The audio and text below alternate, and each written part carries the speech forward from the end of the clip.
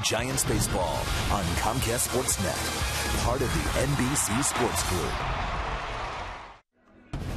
Today, Matt Cain gets the ball. The two-time All-Star for the Giants will have to face the All-Star lineup of the Cardinals. From top to bottom, St. Louis can put runs on the board at any time. Cain has only beaten the Cardinals once in his career, and there's no better time than right now to get his second. Giants, Cardinals, next.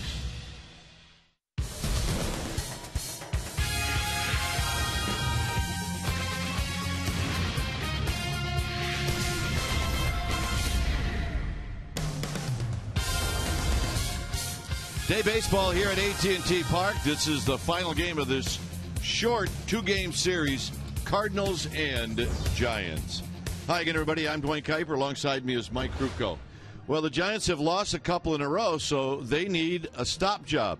They also need to score 3-4 runs for Matt Cain, and that should do it. Well, that would do it if Matt Cain's on the mound. I mean, he's a guy that can take a little bit of runs, and he can make them go a long way. Now, remember, this is a pride game. These two teams, the Giants and the Cardinals, they've been going at each other for a long time, over 100 years, and it always seems to bring out the best of each other, especially when they're playing bad. Right now, the Giants, they could use a little of that, but they need to play a good game to beat him because Wainwright, he's tough.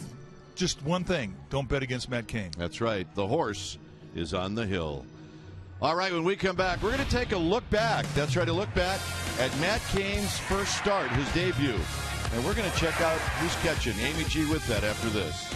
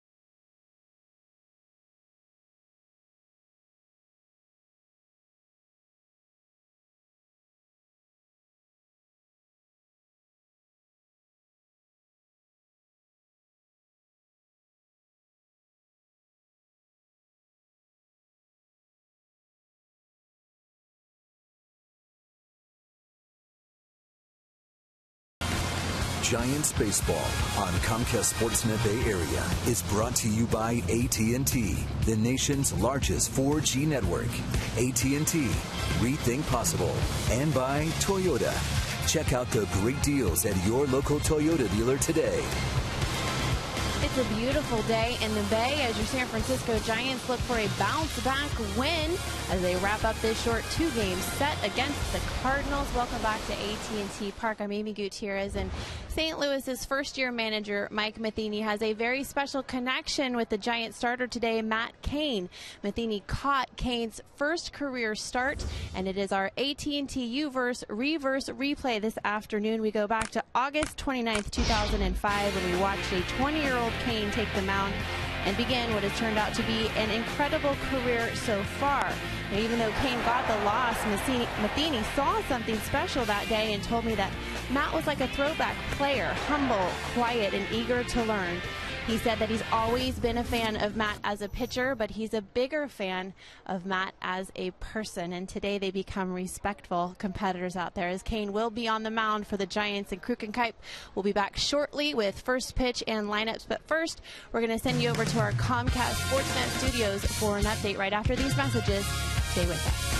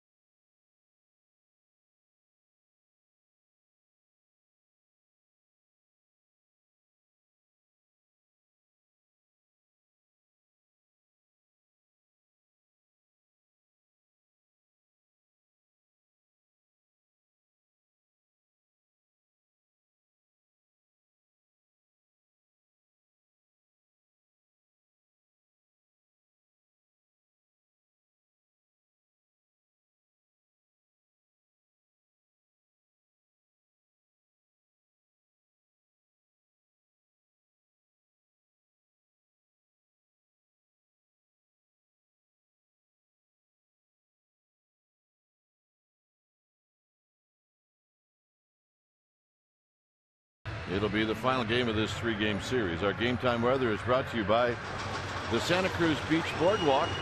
The admission-free boardwalk is kicking off this summer Saturday with a free concert with James Durbin. 58 degrees here at the Yard. Winds at 12 miles per hour. The humidity is at 64%. It is a bit breezy today and lots of sunshine.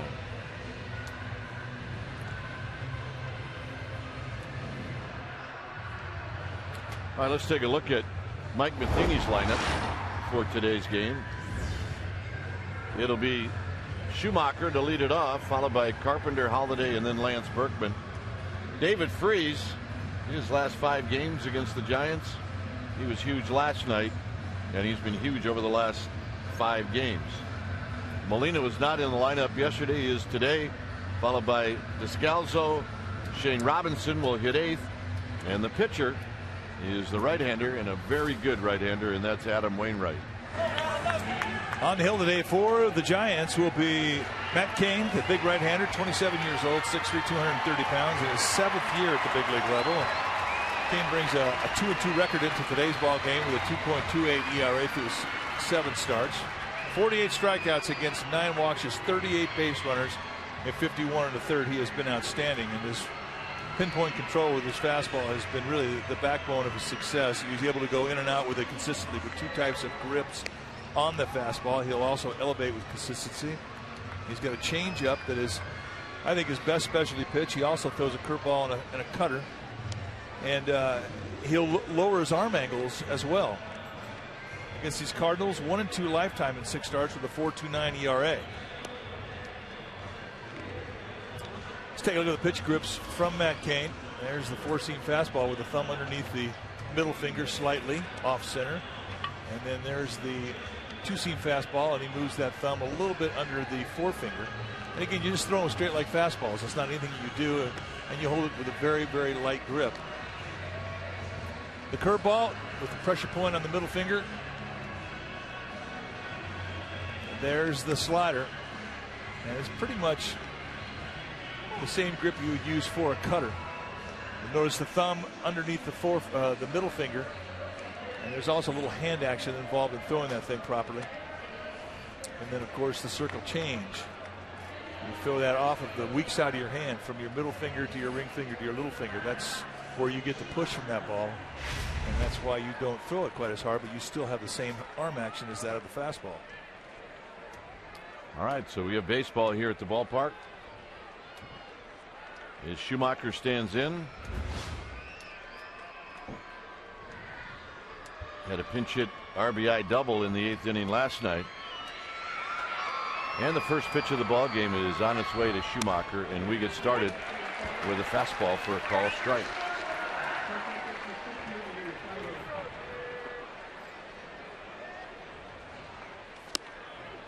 Schumacher overall hitting at .333 with 8 RBIs.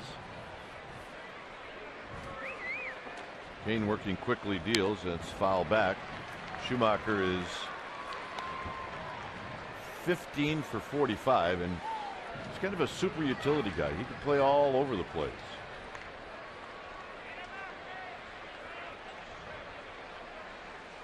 Way inside as he jumps back. He's 3 for 18 against Cain. Cardinals win last night 4-1. Giants are now 1-2 on this homestand. This is lined into center field, a base hit.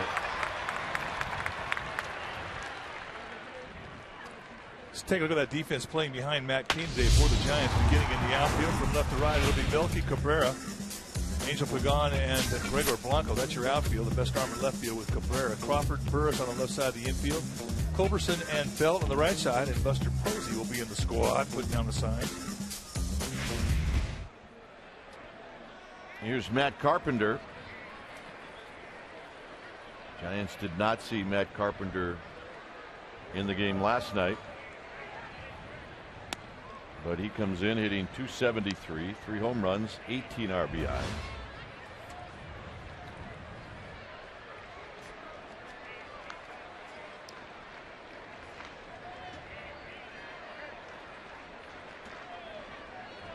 Schumacher with his lead. He does not have a steal this year as Carpenter takes high. Carpenter was the Cardinals' minor league player of the year 2 years ago.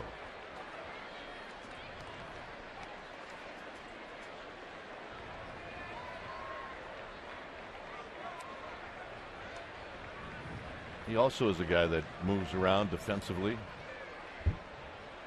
2-0 pitch, runner goes, swinging a line drive into left field, a base hit. Schumacher doesn't waste any time as he moves over to third. So the table setters have done their job, and it has become a stress inning. Fastball away, a little bit up, and watch Crawford cover. It would have made a difference on that line drive.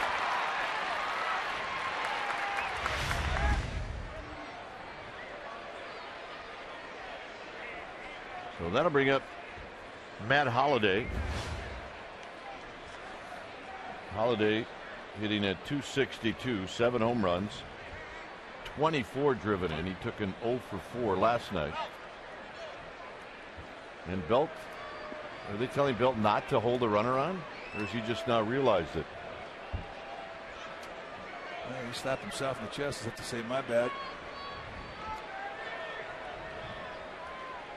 Day games. I guess so. Rookies.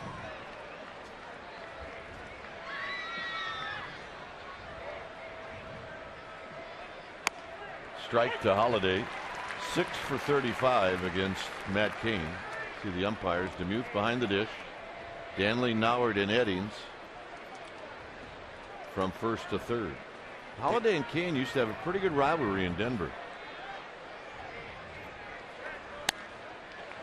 Holliday's mentioned 6 for 35, but 2 of the hits big flies.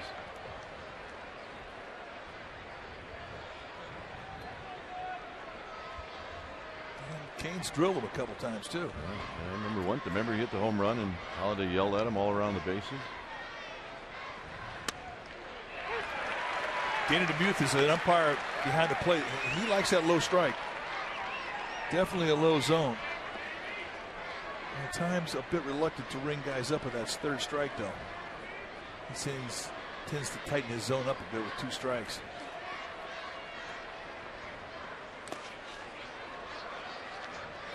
Two and 2 to Holliday, and the pitch low and away.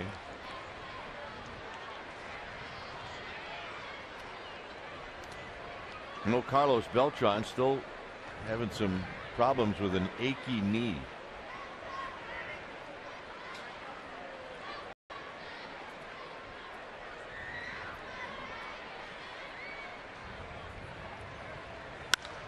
Hit out into right center field and hit well. Pagan is going to track it down. Scoring is Schumacher. And staying at first base is Carpenter. It's 1-0 Cardinals. That's a bat by Matt Holliday.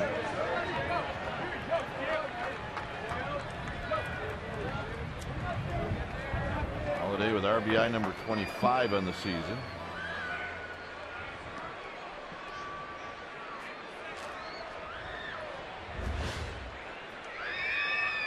So here's Berkman. Berkman last night was held hitless.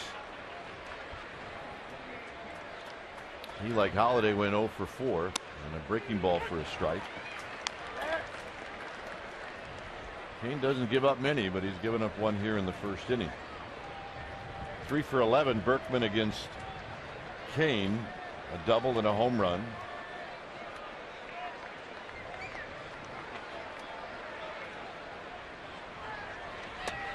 Swing and a miss. Nothing in 2. So kind of softball in Berkman with first pitch curveball and backed it up with a changeup.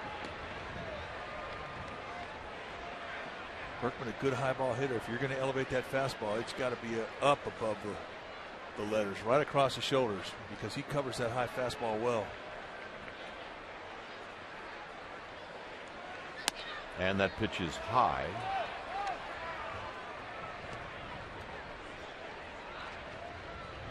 A good sniff at it. Sets up a changeup. Hard in, soft away. cut a back foot slider. Down the left field line, fair ball. Melky Cabrera gets to it, and they're going to hold Carpenter. And Berkman goes the other way, second and third. That's really one of the beautiful swings in the game ever for a switch hitter. And this is a mistake up. Stays inside it. An easy two-bagger. Really, I mean, the only thing that's stopping Carpenter from scoring is the reputation of Melky Cabrera's arm. Jose Oquendo, the third base coach, putting the brakes on.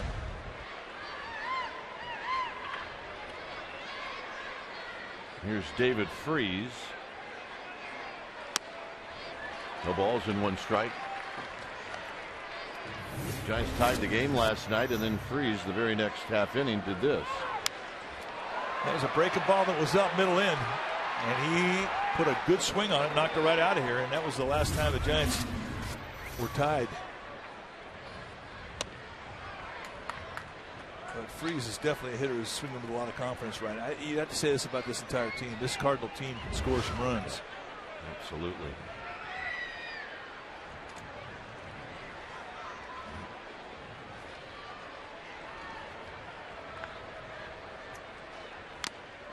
One and two. Strikeout situation. That's what Kane's pitching for. Kane put a little extra on that fastball at 92. Cardinals have scored 203 runs as a team. That leads the National League. Giants have scored 134. Pirates have scored 106. That's the worst in the National League. But if you're going to score 202 runs, I mean, you got to have everybody in that lineup contributing. And they are. There's distribution 1 through 8. Hit out to right field. Blanco broke in. He recovers to make the catch. Tagging and scoring is Carpenter, and it's 2-0.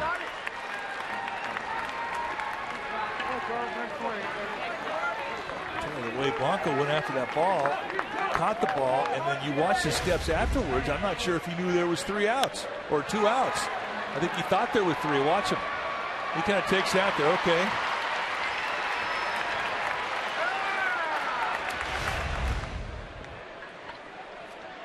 So far, guys not knowing how many outs are, and guys aren't holding guys on at first base. Guys need an alarm clock go off in that dugout. Digging. Here's Molina. And Molina takes a strike. As I mentioned, did not play in the game yesterday. Comes in hitting .301, 4 home runs, 19 RBIs.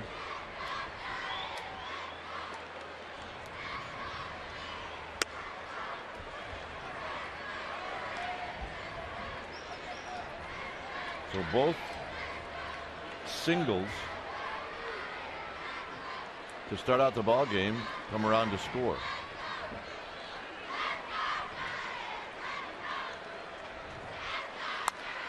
Foul back, 1-2.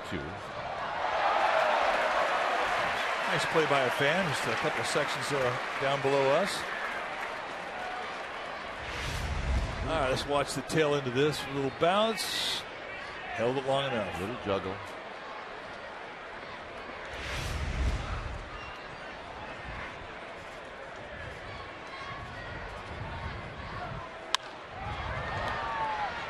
Pagan's got a beat on this one, and this will end the inning.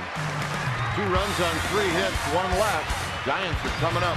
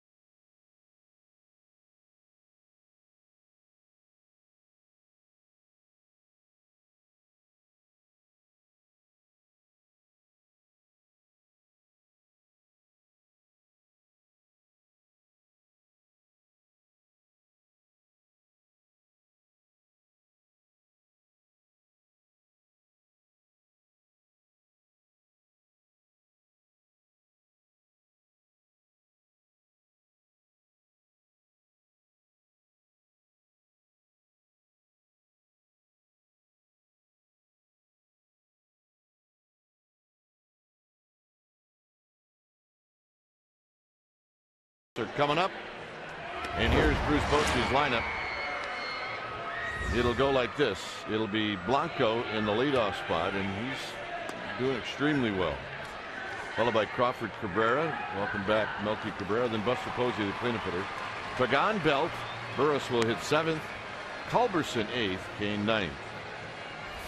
On the hill today for the St. Louis Cardinals will be Adam Wainwright, the big right-hander, 6'7", 230 pounds. 30 years old in his 7th year at the big league level. In 7 starts, ERA 6.16, a little uncharacteristic. Still good stuff with the strikeouts, 39 and 38 innings. When he's right, you're going to see a fastball 91-94. He's got a great curveball, and it's his hammer. It's a 12-6 break on the curve with the high 3/4 release. He's also got a slider and a changeup. Last year, missed the entire year with Tommy John surgery. So he's still recovering and trying to get some elasticity in that arm consistently. Blanco takes low.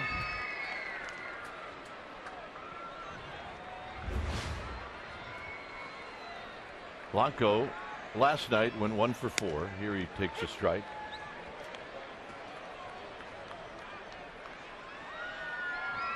Blanco's got only 3 at-bats as far as history against Wainwright, and he's 1 for 3. Here he drives him down the right field line, and reaching up and grabbing it is Carpenter for out number 1. Oh, nice play. Good at bat for Blanco. Let's take a look at the defense behind Wainwright today for the Cardinals. Starting at left, Holiday, Robinson, Carpenter. Descalso, local kid, joined by Freese on the left side of the infield, Schumacher and Berkman on the right side. And the Gold Glover, Yadier Molina, will be in the squad, putting down the signs.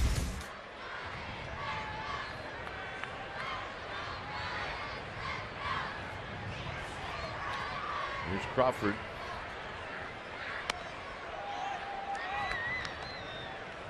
You get a chance to see in this game 2 of the best throwing catchers in the National League.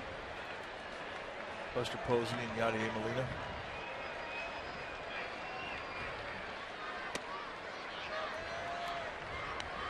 Crawford took an 0 for 4 last night, dropping his average to 217.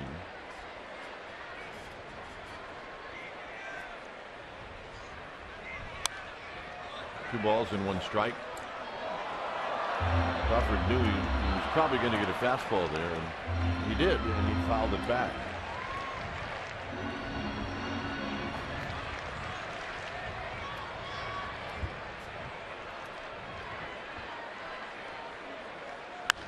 Out of play, 2-2.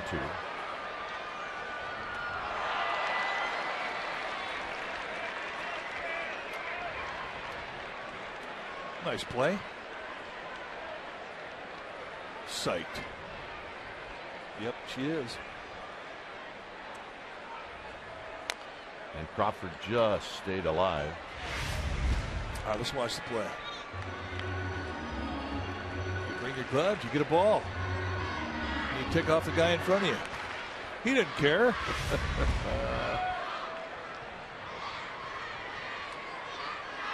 Here's the 2-2 to Crawford. And Crawford hammers one to right. This one's going to be off of archway number 2. And Crawford's, oh, now he's kicking it around as Carpenter. And Crawford's going to end up at 3rd. So that'll be a double and an error. Big breaking ball down and in. And Crawford with a good at bat, saw a second consecutive breaking ball, not fooled by it at all, had good back foot through the swing. And here's the error by Carpenter, and Crawford just keeps on trucking all the way into 3rd. Nice at bat. I think he's going to like hitting up the 2 spot of that lineup. Yep. Here's Melky Cabrera.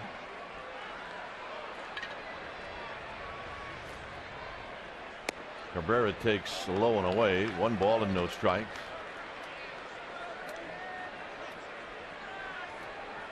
Cabrera yesterday missed the game with a foot problem. Back in the line today. Says he feels fine. That is hammered foul. All right, let's check in with Amy G. Amy? Dwayne, as Mike just mentioned, a foot problem for Cabrera yesterday. He actually had a corn removed from his left pinky toe. He said it's much better today, but the reason it was so aggravated, if you watch during this AB, guys, he pivots hard on that left foot, and it kept aggravating the problem. Now it's gone. It should be good. And that is as good as a strikeout. 2 down. That is a frustrating at bat. And all you're doing is hoping for a ground ball to short or second. Well, it's up to Buster Posey now to pick him up.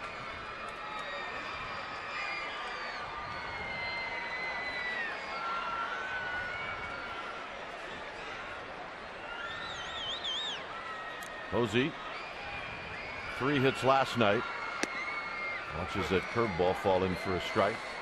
Well, they got him figured as a guy that likes that first pitch, and he really isn't. He'll do it at times against certain pitchers, but they're staying away from the fastball with him here on the first pitch.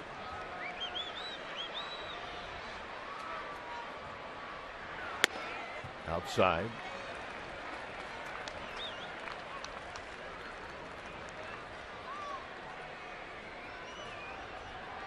Posey coming in with 14 RBIs, hitting at .295.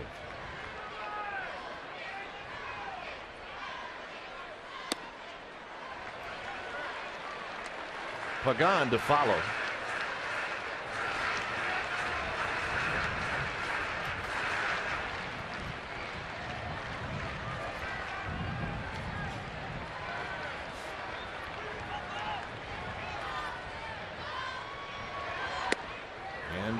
The second breaking ball falls in. It's 2-2. That's a good one right there. I mean, you can see the acute angle on that thing. It's always been his bread and butter. High 3/4 release. It just drops that thing almost a 12-6 break. Nails it the outside corner to knees.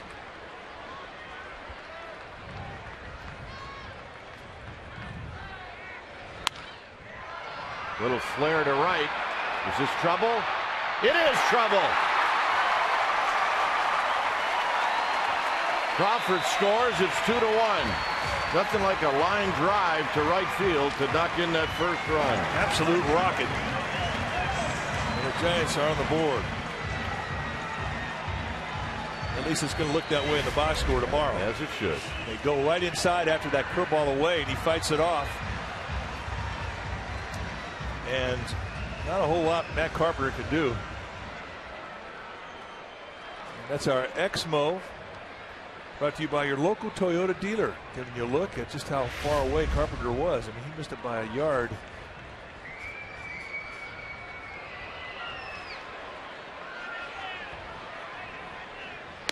So here's Pagan.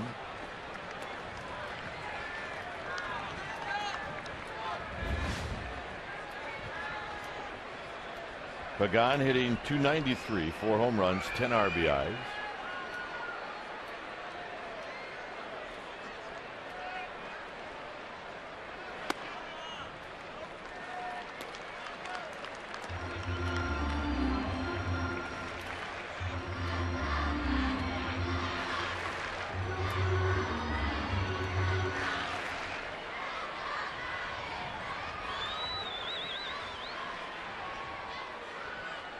Wainwright gets the sign from Molina. 3-0. So maybe Belt's going to get a shot here in the first inning.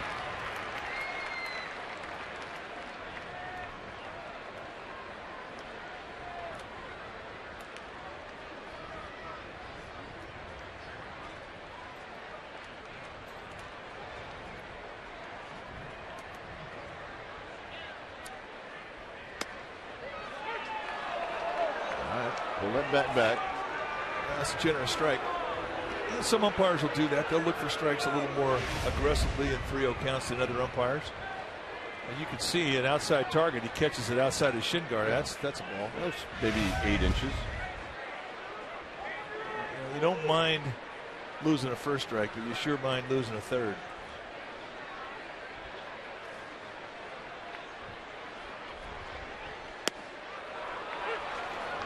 And that's a perfect 3-1 pitch. There ain't anybody going to swing at that thing. You're sitting on a fastball thinking maybe you'll go back out there away, and he hooks that big old 12-6 curveball in on you. That's a rough assignment.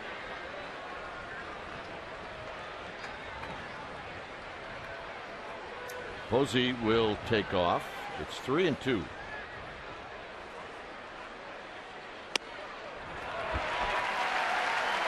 First walk issued by Wainwright.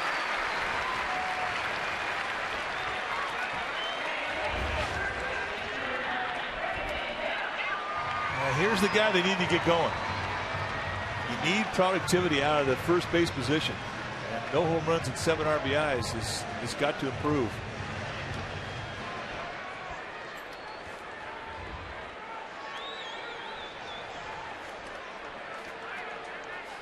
So here's Belt.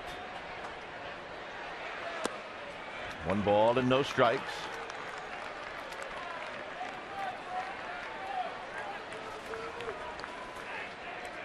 Belt hitting .239. Mike gave you the home run and RBI totals. Posey represents the tying run at second base. And Belt breaks his bat and rolls this one to the second baseman, Descalzo, and that'll end the inning. Actually, Schumacher. 2-1 Cardinals.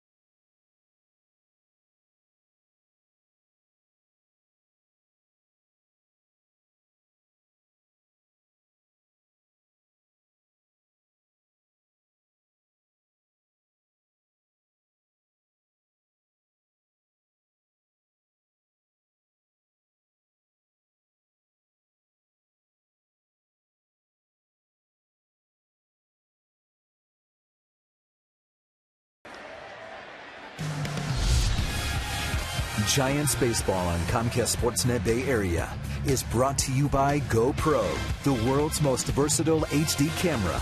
Be a hero. GoPro. A 2-1 ball game as you take a look at AT&T Park on a Thursday afternoon. As Daniel Descalzo will lead things off, and Kane starts him out with a pitch low and away, or make it low and in. Descalzo hitting at .203 with a home run and 5 RBIs. Cannot pull the trigger, and that evens the count. Good changeup. Descalzo, local kid from Redwood City.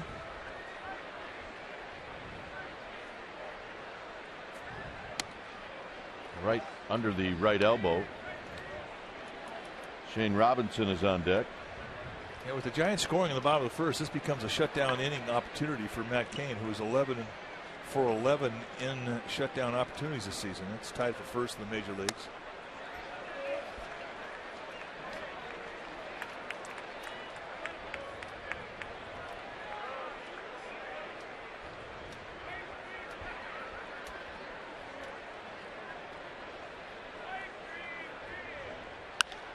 Hit down the left field line and out of play. It's 3-2.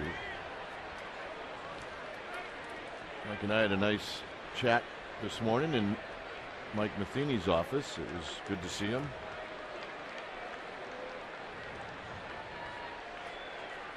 3-2 pitch. Hit up the middle, over the bag, and into center field. Cardinals had a theme on this getaway day, and the theme was tuxedos. And players had their version of what they thought was a good-looking tuxedo. This was them getting off the bus. There's a Giants fan. And some were good, and then others were, are you serious? Are you serious? There's Wainwright, the pitcher with the kill. But suffice to say, it's a little different attitude in the clubhouse this year than it was last year with Tony La Russa. La Russa, all business. So this year, Lance Berkman approached Mike Matheny with the idea. Matheny said, sure, roll with it. And it was Berkman that comes up with the theme, and they'll do it once a road trip. So today it was tuxedos. There were some good looks. I like the camouflage tuxedo. Yeah. I hardly saw the guy.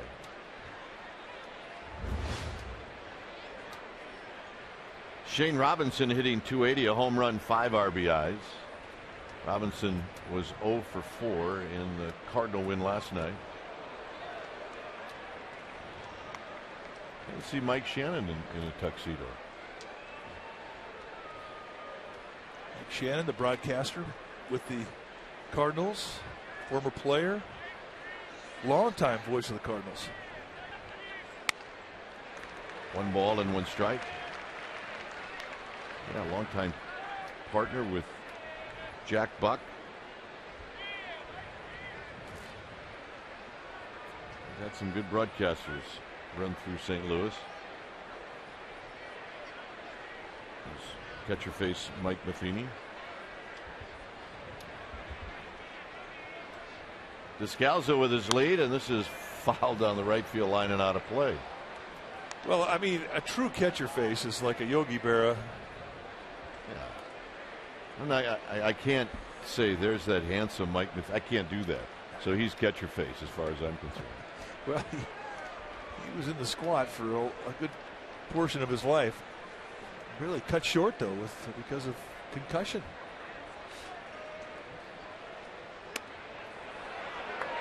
Good pitch. Good curveball.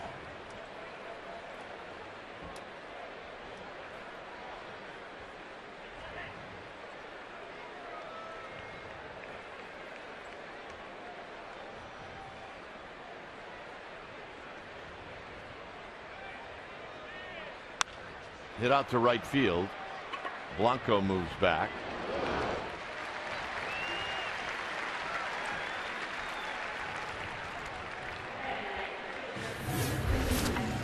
Go back to 2006 and Mike Matheny.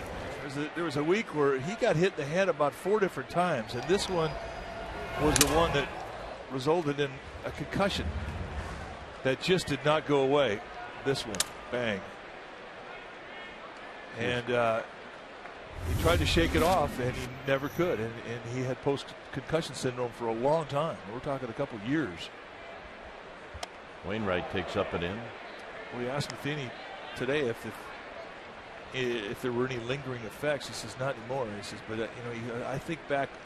Since I've been a catcher since I was 10, and I would think about all the drills I had, all the blocking drills, and then I played football. He goes, I had my knocks, and it finally caught up with me. No regrets, however. Runner goes, swing and a miss. Posey's throw on the money, not in time. Descalzo with his first stolen base of the year.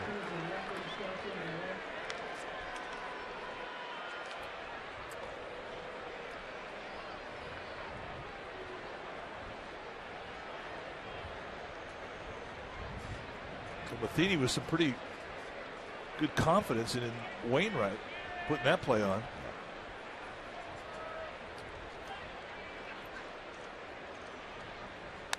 Right, with a big swing and a foul back. It is a good cut. You can see why Matheny has the confidence in him.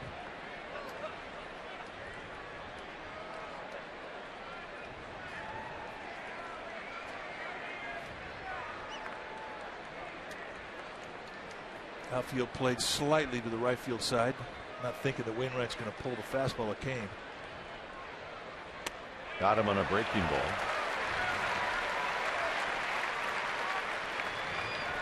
Well, the Arizona Diamondbacks make their first trip to AT&T Park. That'll be on Monday, May 28th. It's Memorial Day special. Starting time is 2:05.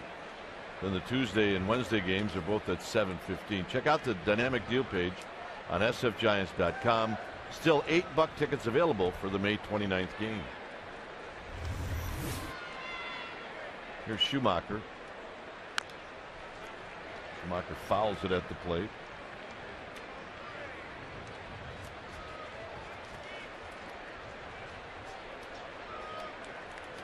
Schumacher led the ball game off with a solid single into center field.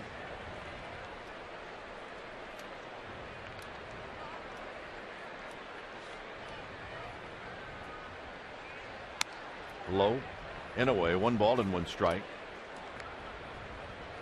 This is a big moment in this game for Kane to put a shutdown inning up, especially the guy had a good at bat against him his first at bat, Schumacher, hitting in an RBI spot.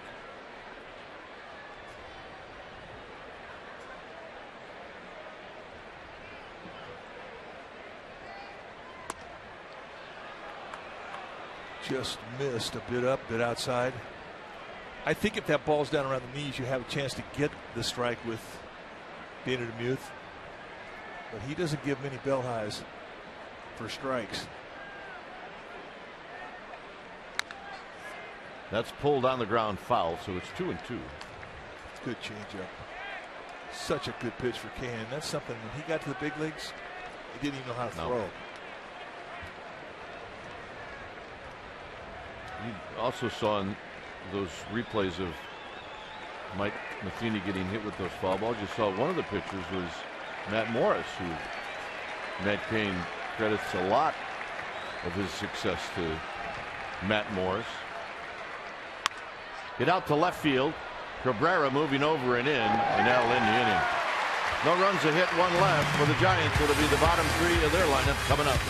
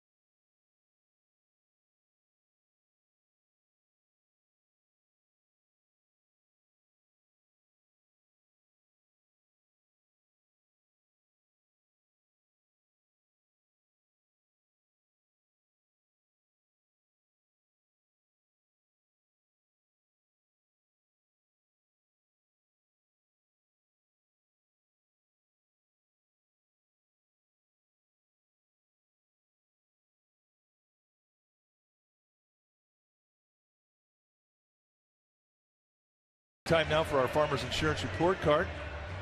And we take a look at the current managers in the big leagues that were Major League catchers. Bob Brinley, Bruce Bochy, Bob Melvin, Mike Matheny, Joe Girardi, Mike Scioscia, Ned Yost. I know Brinley's not active, but you got to put him in there, right? It's my buddy. Burris takes a strike, hitting .222 with 4 RBIs.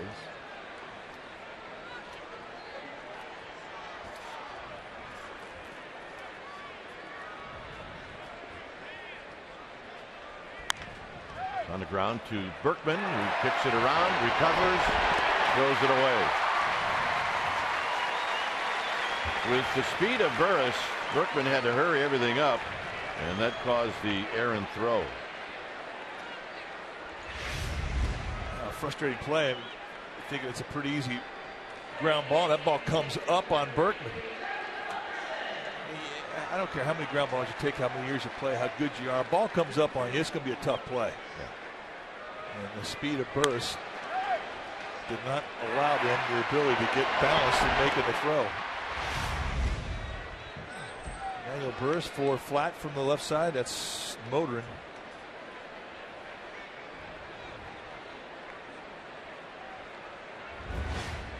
Here's Culberson.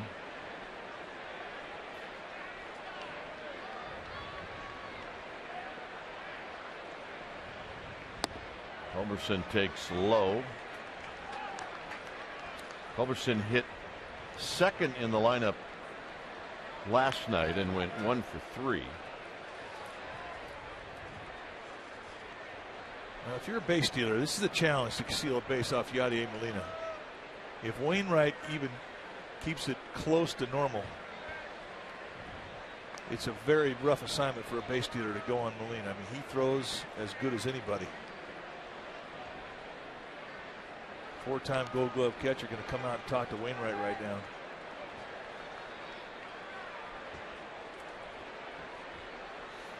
And I think he's saying, you know what, don't worry so much about that runner. Just come set, make him stop. I'll take care of the rest. And he has got a lot of confidence, and rightfully so.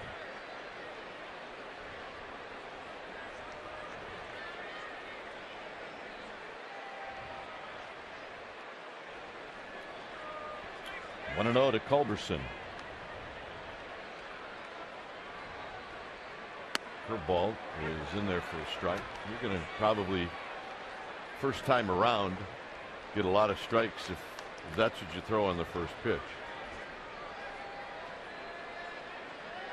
Culberson, since he's been here, is 2 for 14.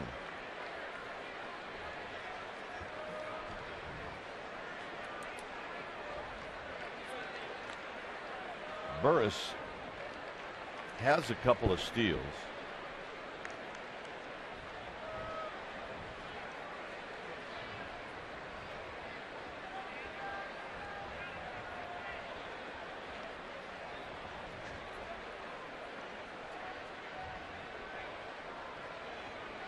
Burris goes, bouncing ball to the shortstop, Scalzo, who throws out Culberson.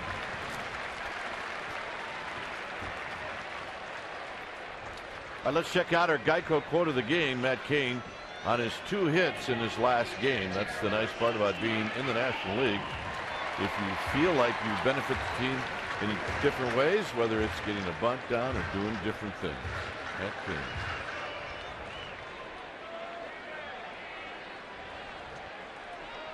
Plus, it's fun to hit. Yeah, he can hit a little bit.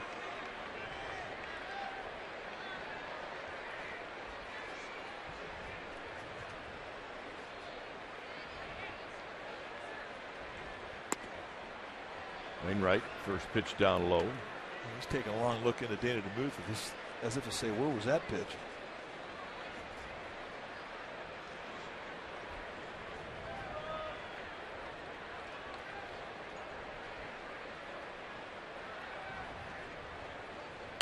And a strike. So that one poured in by Wainwright.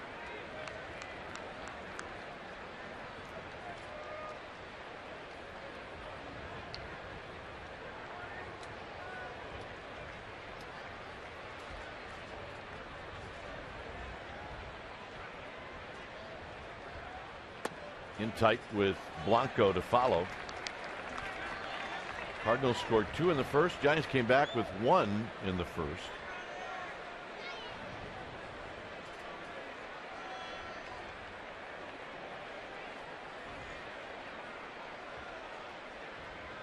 Wainwright really has slowed things down. Cain on the ground. Berkman has it. On the play, Burris goes to third, so Blanco will be the hitter.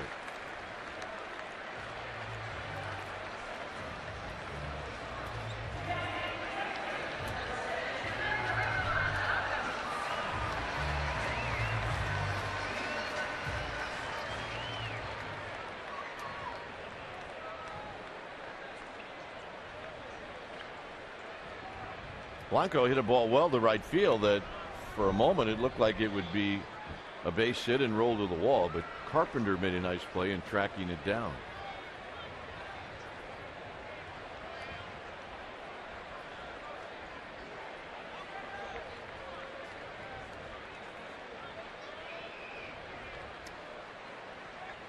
Very high, 1 ball and no strikes.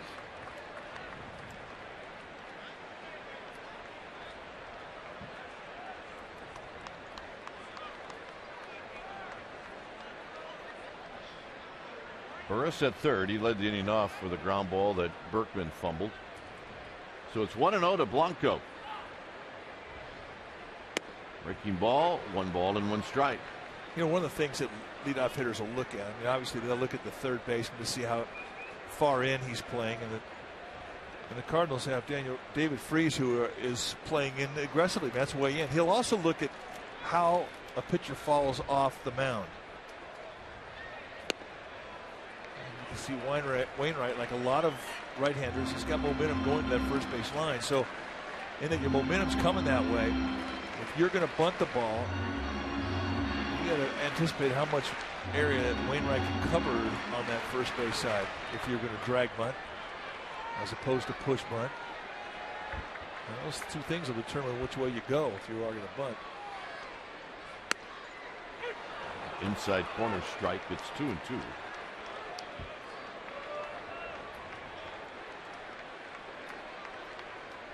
And we've seen Blanco push, drag, and slap.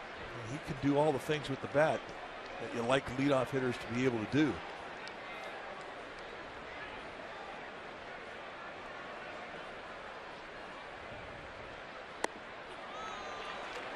Got a good eye, not afraid to hit with 2 strikes. Blanco tweaked his ankle, rounding third in the game last night, but seems to be okay. 3-2. You know, and that's the thing about playing baseball every day. You're always going to take something that's a little bit uncomfortable in each game, whether it's a bruise in your thumb from getting jammed or a little sore ankle from rolling over, shining a bag. Crawford's going to hit. Nice at that. This is a play where he rolled it. It was a slowly hit ball by Pagan, and it was whoop. Right ankle just, he limped about it. But he's able to shake it off, fortunately. Giants cannot afford to lose more bodies. He didn't put a weight on it for very long. Crawford doubled in the first inning. Takes it wide, 1 ball and no strikes.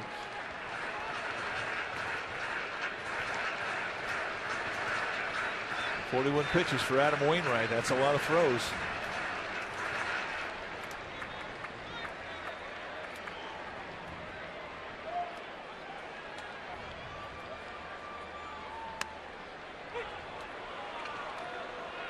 A little inconsistency in that strike call. A base hit here ties the game. It's 2-1 St. Louis.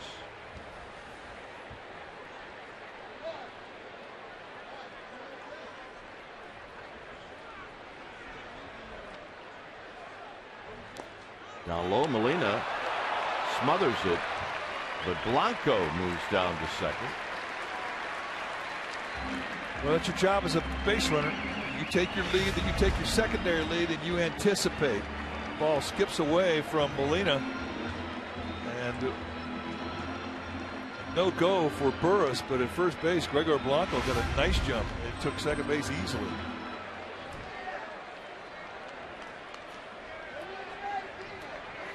Two balls and a strike.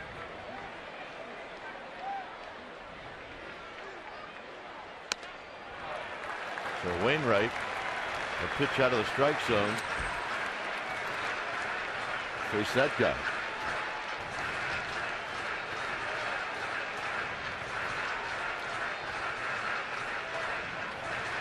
So Crawford will zero in on the pitch here.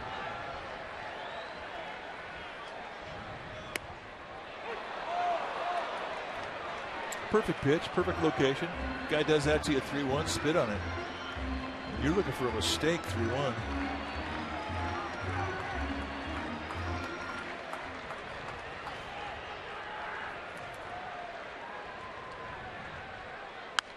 Out of play.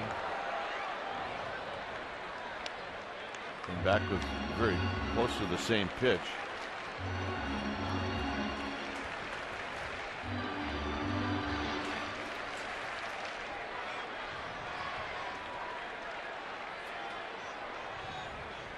Three and two. On the ground and a base hit. 1 run scores. Here comes Blanco. He's going to score, and the Giants take the lead. Oh, and that's what you have to do to hit for average up here. You got to take what they give you. And that's a lot of discipline for a young hitter. Making a forward right choice. They set up an outside corner with movement on a 2-seam fastball. They go that side of the plate. You try and pull it. You roll it over. You stay inside it. You're a hero. Nice opposite field single, and the Giants take the lead. Proud start for offense. Loving what they're seeing today.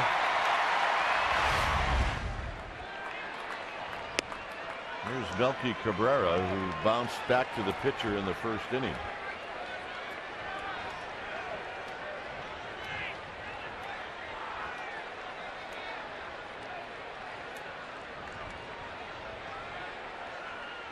This is hit sharply on the ground, and Descalzo has to go to first. Schumacher could not get to second, and that'll end the inning. Giants 2 runs. They now take the lead. It's 3-2.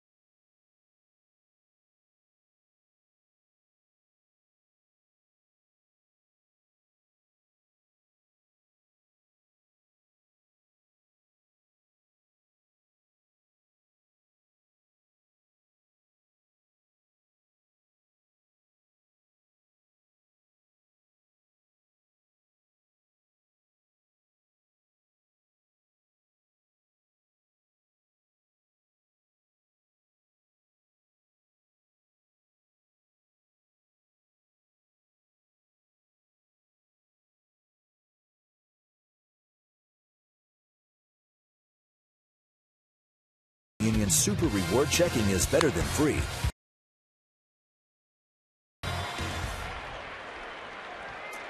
Coming back is Matt Carpenter on the first pitch, and he singles into right field.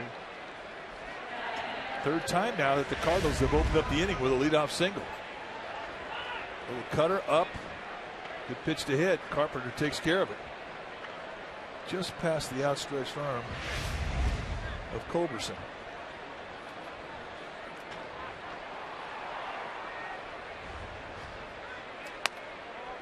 Here's Holiday, who hit a sacrifice fly to right center field in the first inning.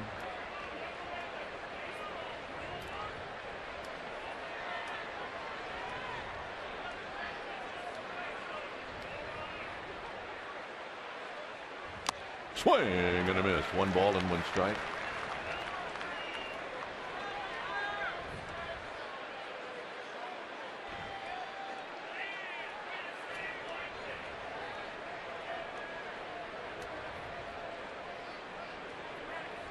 Berkman is on deck. Kane throws, and Holiday hits a high fly ball to deep left. Cabrera back at the wall, gone. Holiday with his 8th of the year, and the Cardinals retake the lead.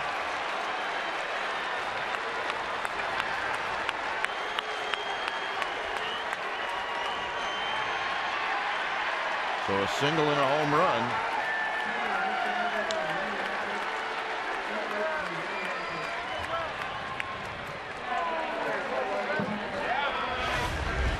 Set up right across the middle of the plate. The ball goes middle in, just right at the knees. And Holiday giving you a look at what he has done his whole career. Come up with big hits when his team's been down. Cardinals, they just keep coming at you. Here's Berkman. So no shutdown inning this time for Matt Cain. The first time this year he's not been able to do it after his team has scored.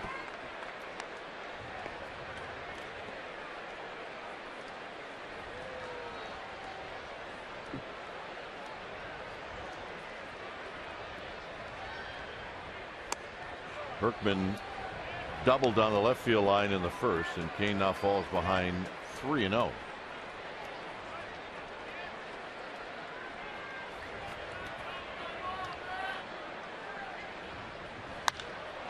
This is stroked well into right center field, and it is off the bottom of the wall. So Berkman will trot into second base. Jumping all over that 3-0 fastball. And right now, Matt Cain's up. He's having a hard time getting that ball down. Here's the 3-0 challenge right at the belt, and that is the happy zone for Lance Berkman from both sides of the plate. And he almost knocks this one out of here. And that's going to bring Dave Righetti out. And Righetti's going to talk about that very thing, getting the ball down. And about making some adjustments in his delivery to be able to get that ball down.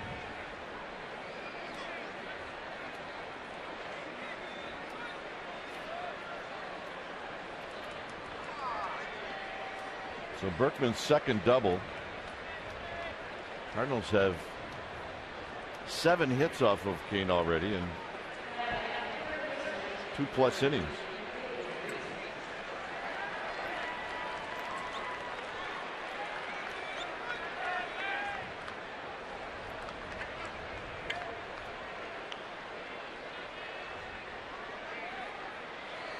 So Freese with a sacrifice fly in the first. Good pitch by Cain and a swing and a miss.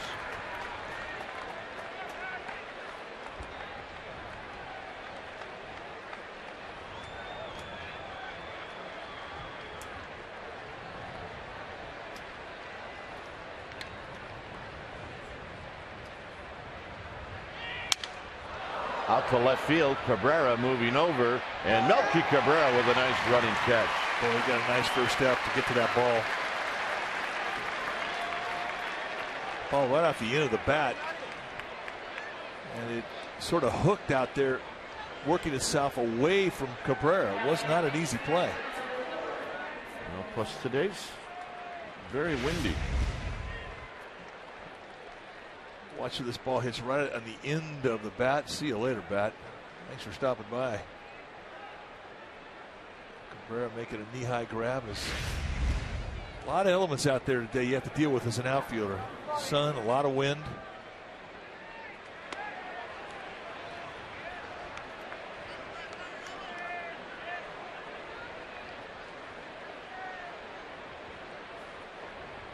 Molina hit a fly ball to Pagan to end the first inning.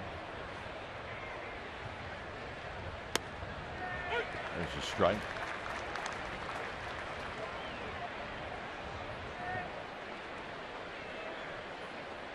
Another sellout crowd here today. Kind of get used to that.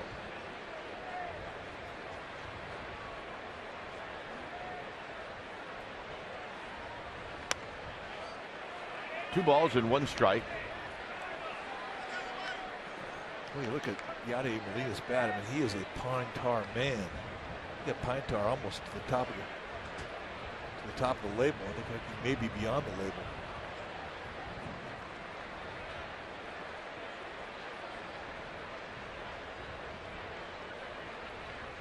Look out, and that gets Molina. You can hear it hit that protective piece. That's where you have to try and pitch him. You got to try and jam him. And that turned out to be a little bit of a heat seeker born right into him.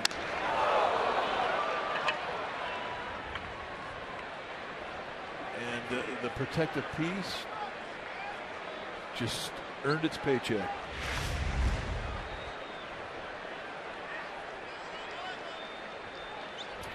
Here's Descalzo, who singled in the second.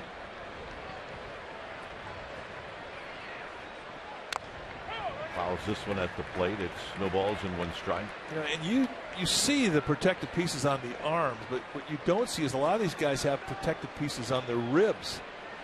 They'll wear wraps underneath their uniform that protects their ribs from fastballs.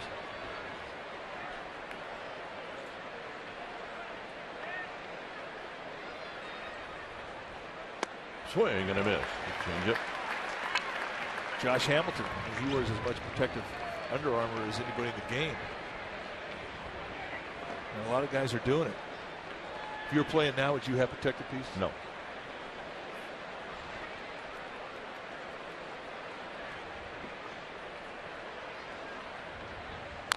On the ground, foul. I mean, I suppose that it's not cumbersome. I guess if it was light and not cumbersome, yeah, then why wouldn't you? That was a quick no, though. Would just, well, I mean, I don't want it to affect whatever I do defensively. Yeah.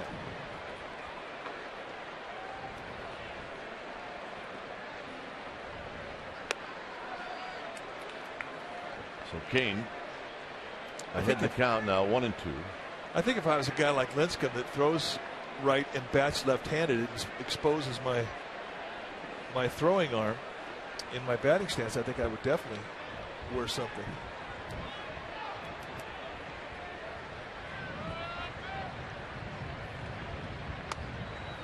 So it's 2-2.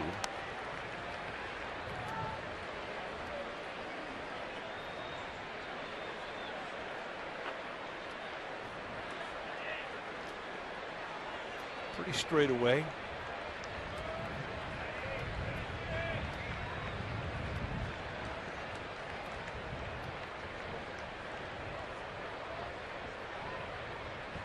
And the 2-2 pitch is inside. It's 3-2. A lot of pitches for Matt Cain. That's 65 now here in the third.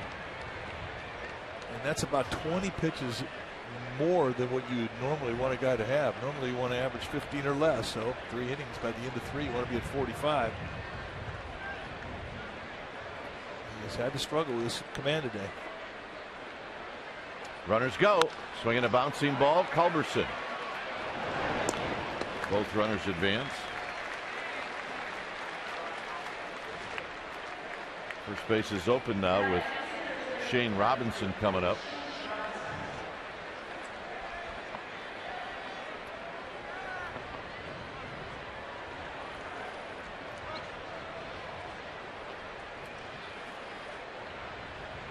Robinson will be walked intentionally.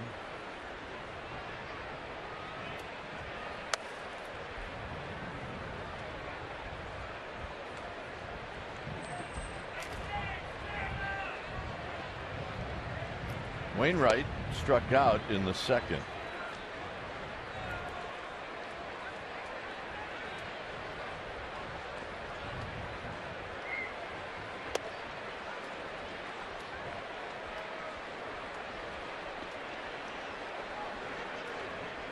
So it'll be the Kane Wainwright matchup.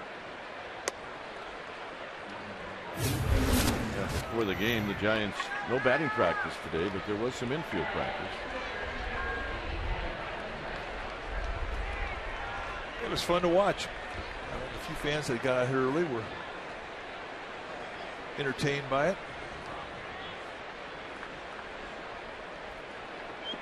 I miss it. Yeah, well, I was taking it. Is that what you meant? No. I miss watching it.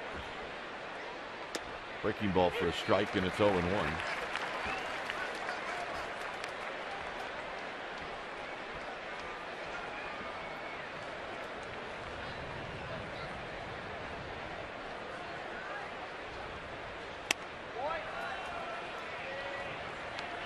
But when you're at home,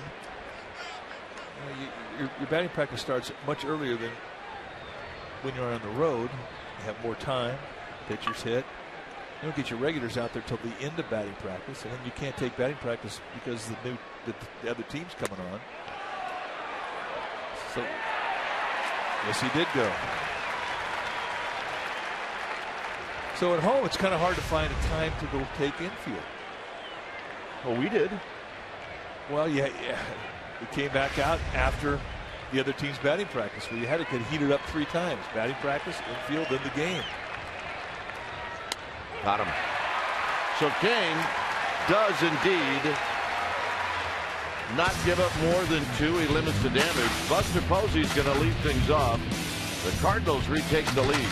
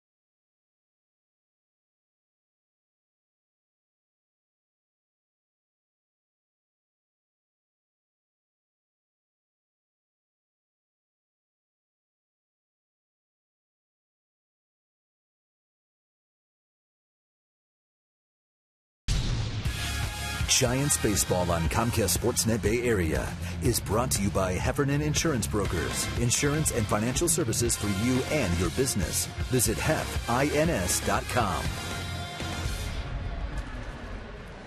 Cardinals with a 4-3 lead here in the bottom of the 3rd inning. Against Wainwright, it'll be Buster Posey, then Pagan, and then Belt.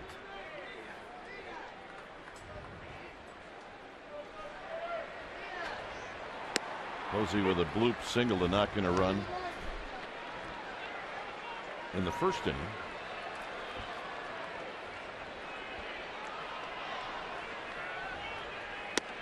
Couple of quick strikes, and it's 0-2.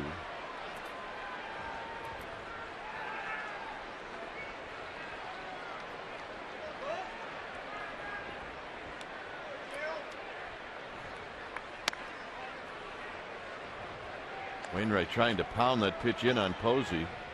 1 ball and 2 strikes. Been pretty consistent with what we've seen from opposing teams this year against Posey. A lot of soft stuff away, a lot of hard stuff in.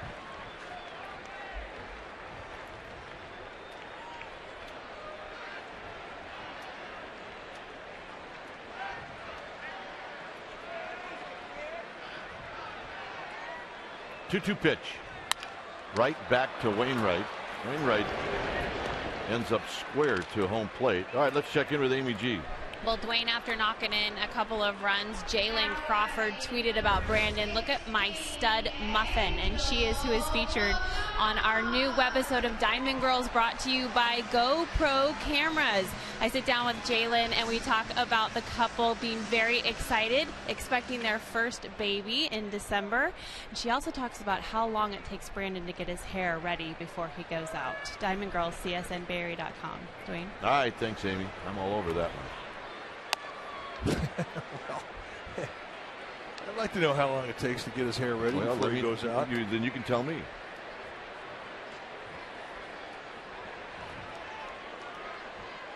One 1-0 to Pagan. I'm going with like 3 minutes. Out of the shower, head shake, go get him. Well, that's 3 seconds. Belt to follow. Pull foul to put the count at 2 balls and 1 strike.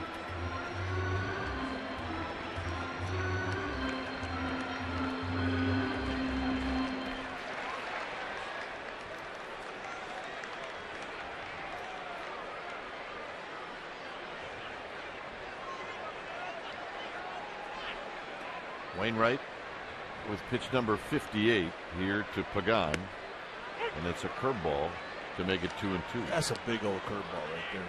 One thing about this generation, you don't see a lot of hair dryers. Not the case in our generation.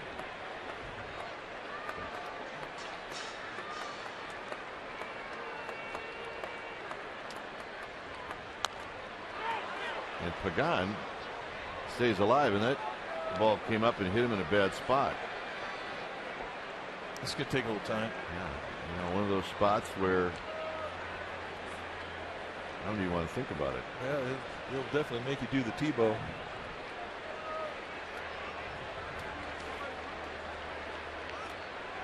And really, in all honesty, there isn't one thing. Well, I guess there is, but there isn't anything that you would want the trainer to do. Yeah, a trainer, just go back and leave me alone. That is a massageless injury.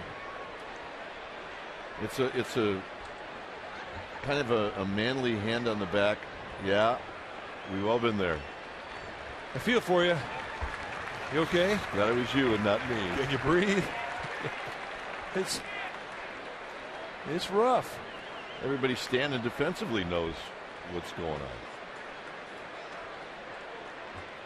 And you don't expect it when you're taking it at bat. I got to be honest. It's true. Taking a ground ball, yeah. Walking a ball in the dirt, yeah. Out of play. Taking it at bat, no. It's like walking down the street. You just don't expect it.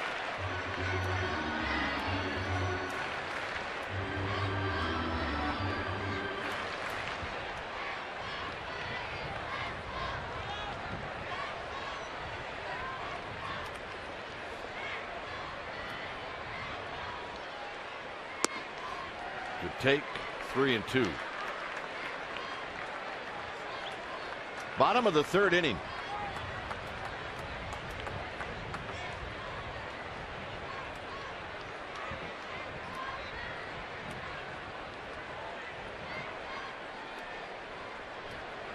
Pagan ready and waiting, and Wainwright now deals, and he walked him.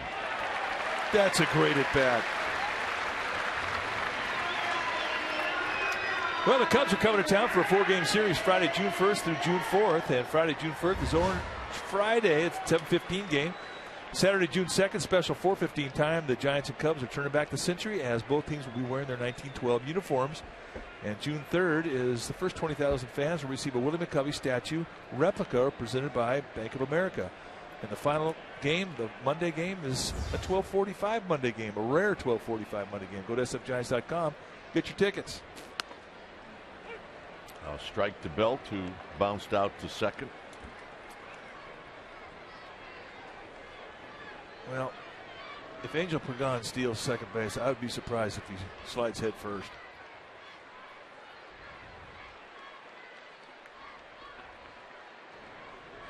Belt takes low.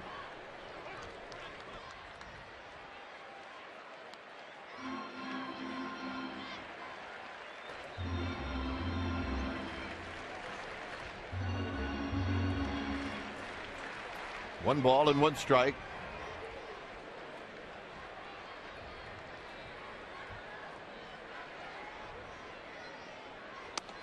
Two and 1.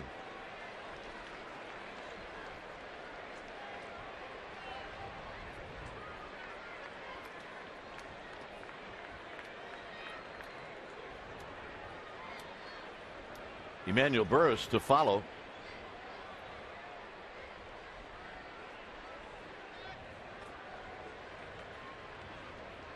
Wainwright to Belt. Right in on his hands. And it's 2-2. All right, did they find it? No. No, where is it? Somebody's got it in their pocket. Come on. Oh, yeah, some guy is. See the He was Jimmy jacking around with the whole crew. Oh, my goodness. That would have been great. He needed to hold on to it for another 30 seconds. That guy's an old history teacher. And people would have lost their minds. 2-2 to Belt. 3-2. Ooh, good pitch. Good take. That was not an easy take either.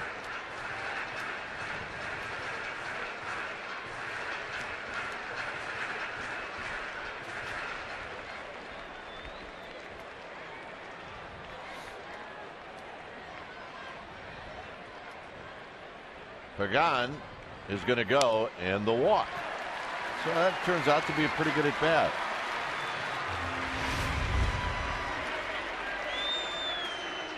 Yeah, I got it. I'm going to let them suffer. Yeah. We're good. Yeah. The Oregon Duck, he thought that's the greatest thing he ever saw. Yeah. Oh, yeah. Yeah. Celebrate with a little popcorn. I'm in on that. Yep. Fun is where you find it. Burris reached on an error in the second.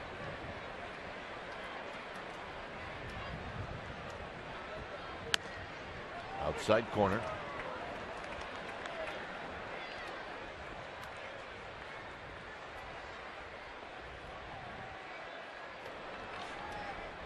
There's some width out there on that outside corner of lefties today with Dana Demuth's strike zone. Especially if you can locate the knees.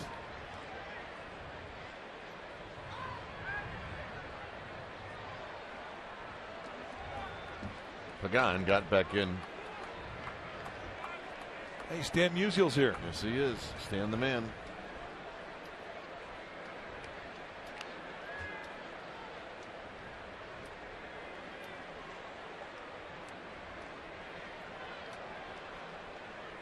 Oh, and 1 to Burris.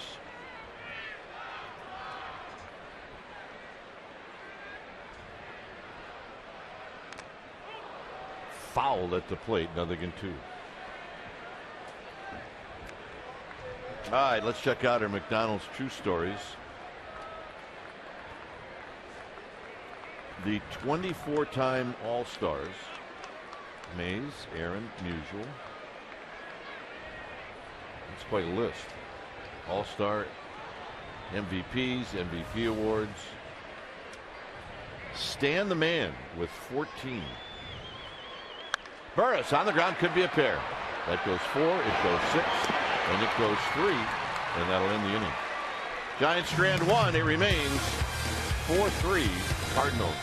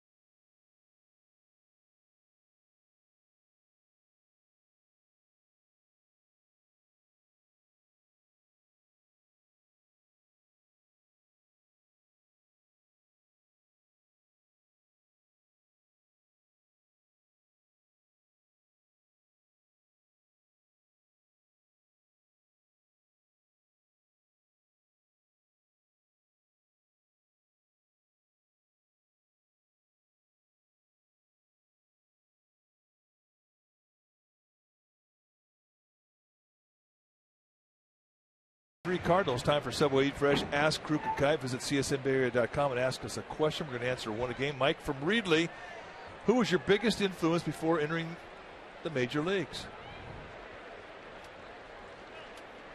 All right. It'll be the top of the order. Skip Schumacher to lead things off. 4-3 Cardinals.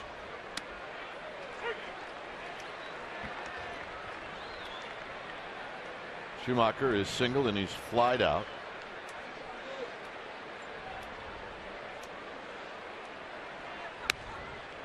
At the knees for a strike. You know, I'm just going to. I'm thinking of a couple of managers I had in pro ball. Here's the 0-2 pitch and it's high and wide. My first manager in A ball, in pro ball period, was Lou Klimchak, and he was a former major leaguer, and it's a quick way as Schumacher strikes out to learn the do's and don'ts of pro ball. Used to be coached by a guy that played in the major leagues. So he was one, and then maybe the best instructor I ever played for. It was my AA manager. His name was Tony Pacheco. So those two guys come to mind. Yeah, you get a lot of good people on the way up. Doc Edwards, when I was in AA ball, was my manager. Made me believe that I had a chance to get to the big leagues. And I had Fred Martin, who was an unbelievable pitching coach. Influenced a lot of us in the Cubs organization back then. Bruce Sutter, Rick Rusher, Donnie Moore, Dennis Lamp, myself. We were all his puppies.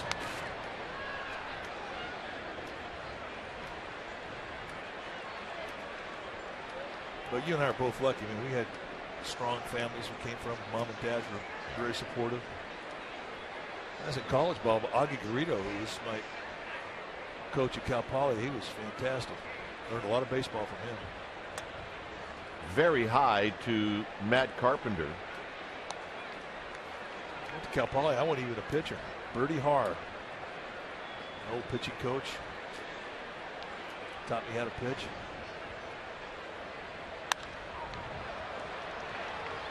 Pop up down the left field line, and the wind is going to take this one and keep it fair. So Carpenter's got the magic wand going right now. Well, that's a magic wand hit right there, and not a whole lot you could do about it. And this ball got brought back into fair territory. You could see the route of Burris. I mean, he's going left and swings back right as that ball started to come back into foul territory. And look at the bay. You can see all the Whitecaps. It's Howlin' Jack out there right now, folks. You do not want to pop up or a fly ball.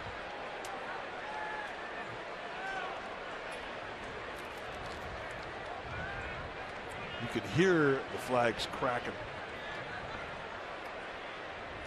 Here's Holiday. Holiday hit a home run in the 3rd inning.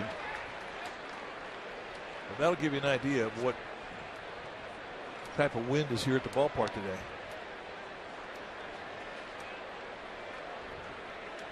Now you do get some protection because of how this ballpark is configured. They did 2 years of wind study here before they placed this ballpark in its configuration. So some of the field is protected, but you get in the outfield, you don't get much help. Swing and a foul back. And that was almost in the same zone that Holiday took it deep in his last at bat. This thing comes right back middle in. And he got a little help from the wind to get it out of here. 8th home run.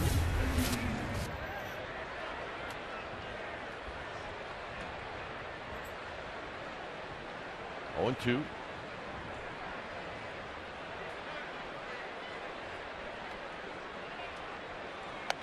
And away from the target, and Kane knew it. It's 1-2.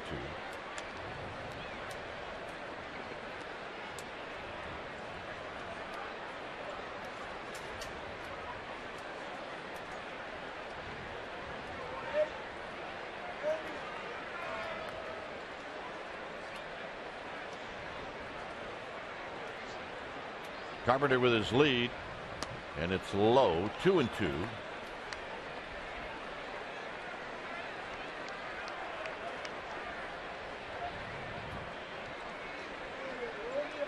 One out here in the 4th inning. 86 pitches for Kane, and that is definitely the most pitches that he has thrown at any other start to get to this point in a ball game all year.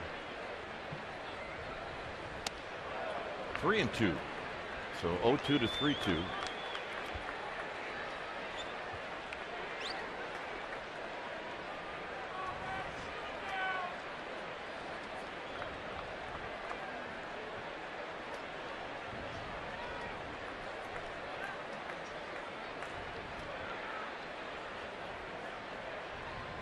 Runner goes, swinging a bouncing ball back to Kane.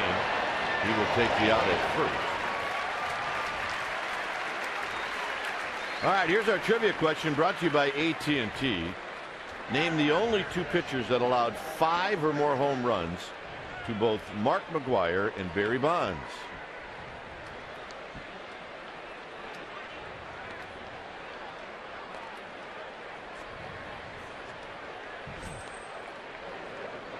Shane Luke's starting to get greased up now for the Giants. As that pitch count starting to hunt Matt Cain. And he's at 88. Here's Berkman, who's doubled twice. On the ground, Belt. Belt says, I got it. He takes it, and that'll end the inning. Culberson, Kane, Blanco coming up.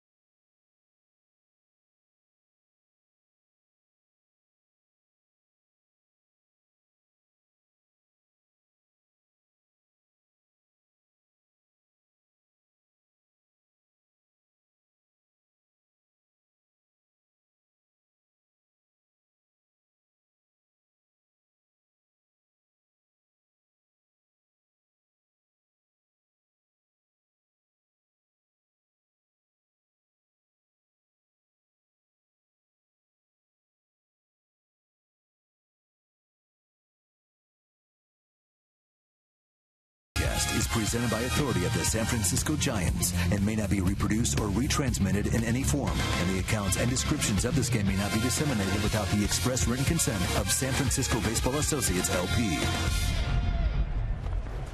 All right. Cardinals 4, Giants 3. And it'll be Culberson. Kane's coming out of the dugout, and then Blanco facing Adam Wainwright. High fastball to Culberson for a strike.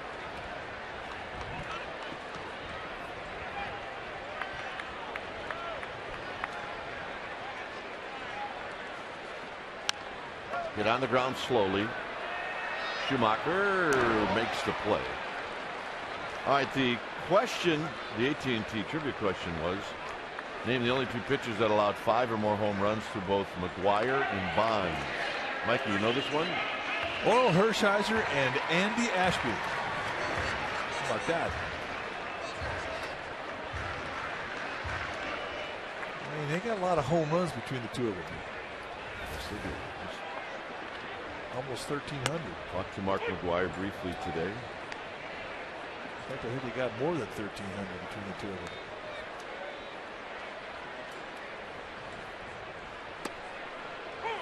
About that many between the three of us. There's Big Mac. Very happy to be back in the Bay Area for a couple of days.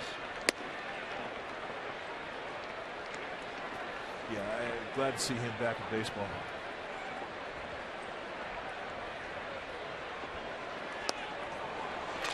Kane strikes out swinging, and that's the first strikeout for Wainwright.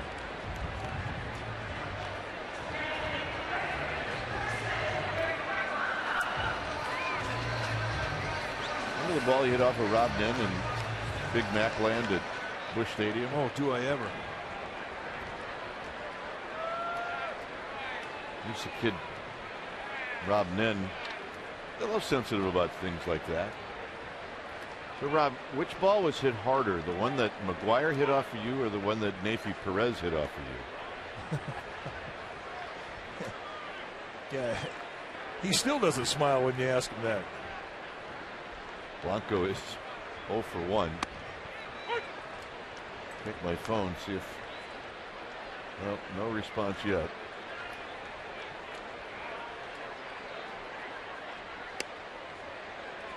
Blanco drew a walk in the second and eventually scored.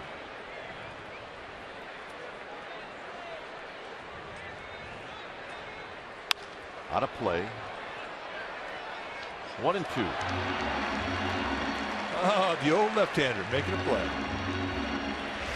Let's take a look at the effort. I got it. Oh, yeah. It helps when you're 6'11". And you got the biggest glove in the world. Oh, yeah. Yep, she snuggled very close. Very impressed with that effort. 1-2 pitch. Blanco into left center field. On the move is Robinson, and Robinson will track it down to end the inning. First 1-2-3 for Wainwright through 4. 4-3 Cardinals.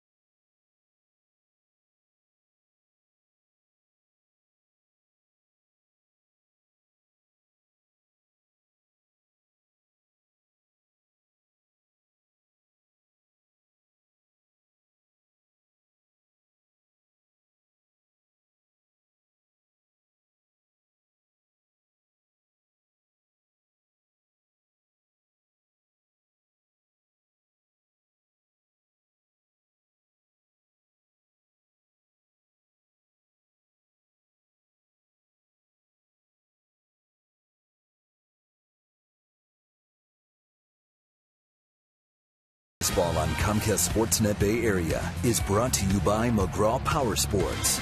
Genuine motorcycle insurance for over 30 years. Ride with the real deal. 4-3 Cardinals as we head to the 5th inning.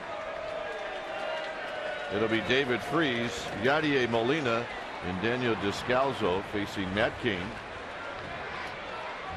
And Matt Cain, I would say Matt Cain is grinding it out today. He is grinding it out. He hasn't been pinpoint with his command as we're so used to seeing him have. And he's made a lot of pitches up, which he does not normally do.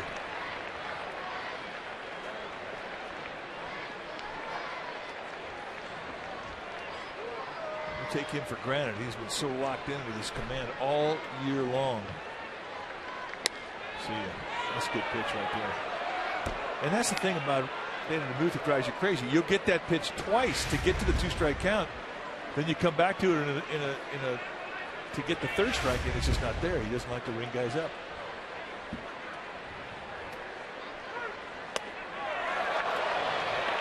Three strikes out swinging as he loses the bat. 4 strikeout now for Cain. Well, if you're hitting the road and you can't watch the Giants on Comcast Sportsnet Bay Area, well, why not take the Giants with you with MLB.tv? You can subscribe to MLB.tv today to see every out-of-market Giants game live in online and in HD quality. So go to sfgiants.com and order and get more details. MLB.tv, baseball everywhere.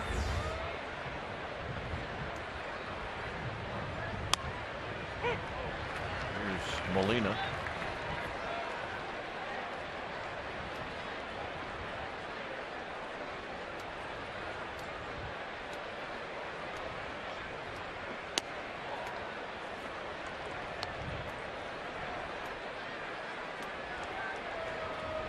Molina this afternoon was flied out, then hit by a pitch in the third inning.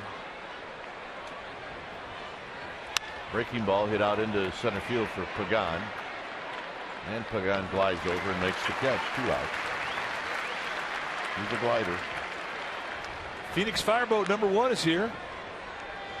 San Francisco Fire Department. That is a beautiful thing right there.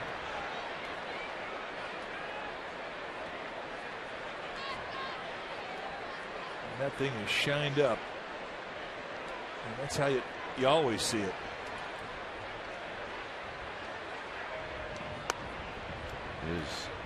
Descalzo takes low.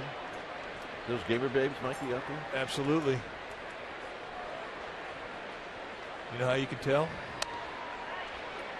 Well, I may have a different reason than you, but go ahead. You just can. There you go. 2 balls and no strikes. All right, the Eagles hang with this with the win, but it is indeed out of play.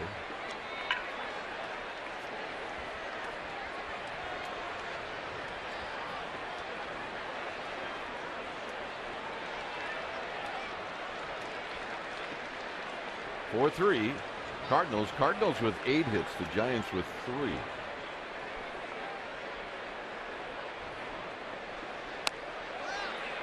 Yes, he went around 2-2. Doug Eddings over third base umpiring today. He's got the quick hook.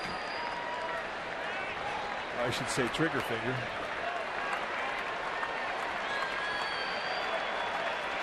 I wonder if trigger fingers and hooks go hand in hand. Buster Posey keeps it close. Yeah, I'm going to say yes. 5 strikeouts for Kane. It'll be Crawford to lead things off.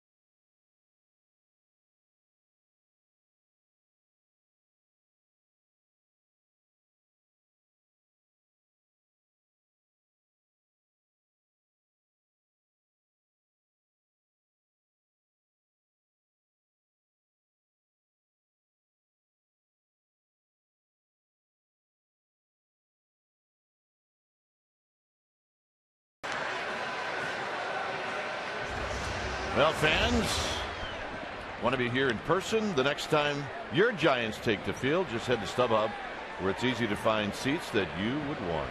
See Giants in action all season long. StubHub is the official fan-to-fan ticket marketplace of the San Francisco Giants. Here's Crawford.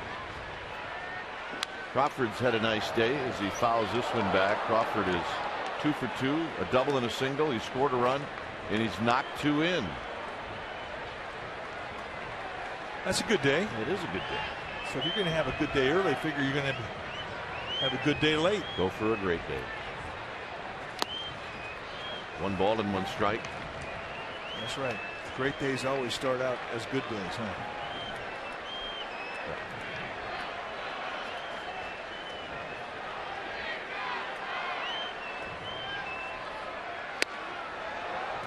Tight little slider. More of a cutter right down the inside corner.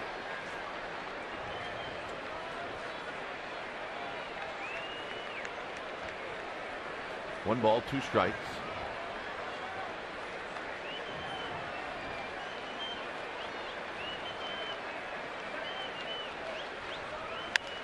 Crawford gets jammed as he pops this one to freeze.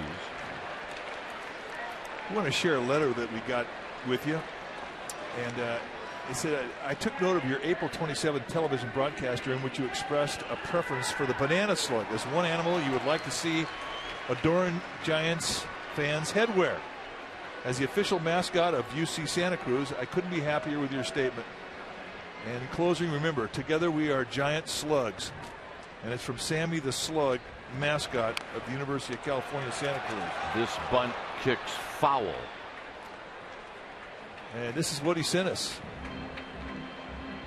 Banana slug hats.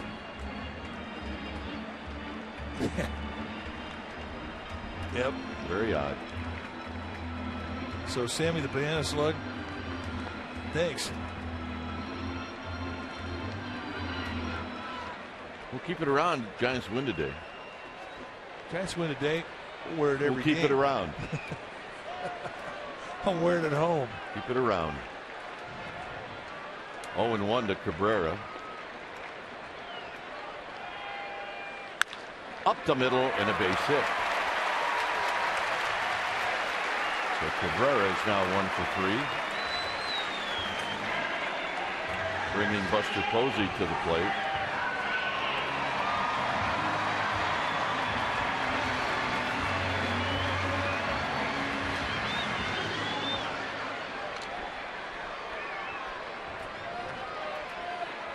Buster Posey knocked in a run with a bloop single in the first, then he bounced back to the pitcher in the third. Outside, 1-0.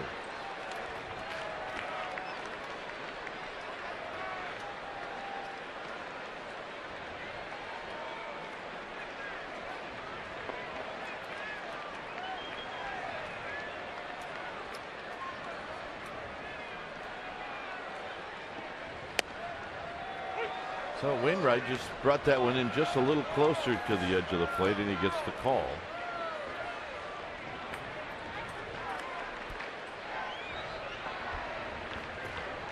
Nice use of the two-seam movement, bringing that back into the strike zone. Hit high and deep into left center field. Robinson back on the track. He makes the catch. And Cabrera is going to try to tag, and he got him. When it left the bat, it looked good. Now, disappointment. 6th inning coming up.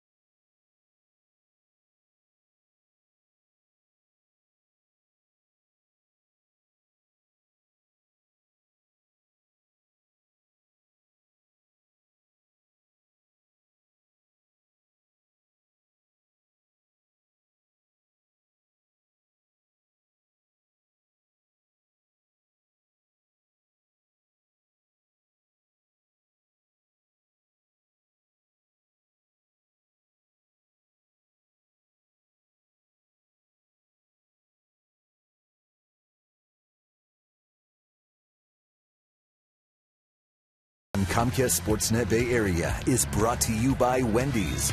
Wendy's Chili Cheese Fries. Natural cut sea salt fries, loaded with meaty chili and ooey gooey cheese sauce. On a windy day here at AT&T Park, a 4-3 lead for the Cardinals. Thought Buster had one. Well, I mean, that's two he's lost in the last 2 days. He did get one. He just got AT&T. This ballpark took it away from him. He hit one to right field last night that would have been out in any other ballpark. And it barely made the warning track.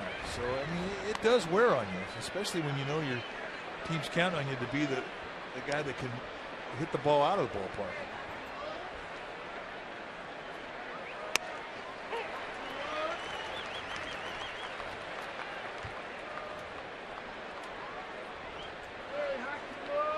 You know, we watched it happen to guys over the years that came up through the Giants organization. Jack Clark.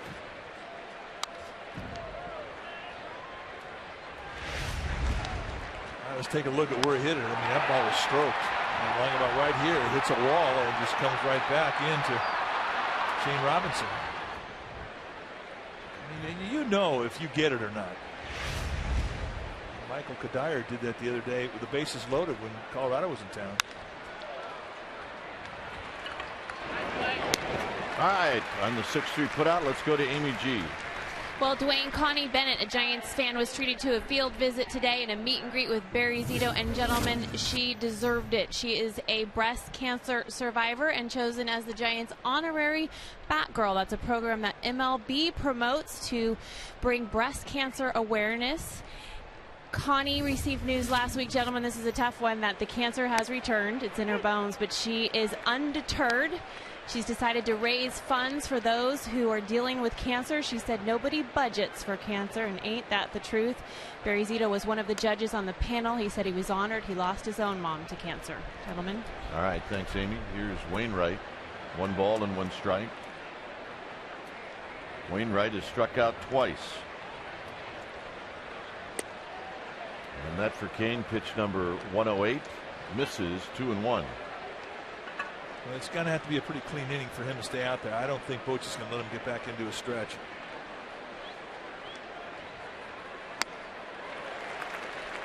But just to finish that point up about Michael Kadire, I mean, he hit the ball in talking with some of the coaches for the Rockies the next day. Kadire came back into the dugout, as you see Affleck getting greased up. And Kadire said, "That's all I got." Wainwright out for the 3rd time.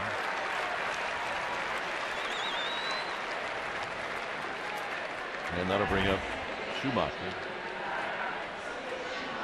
When it comes to certain guys, when they say that, that's all I got. There are guys that you believe, and then there are other guys that you go, well, yeah, fine. He says that all the time. I have to believe Kadire is one of those guys that would tell you the truth. Yeah, I believe it.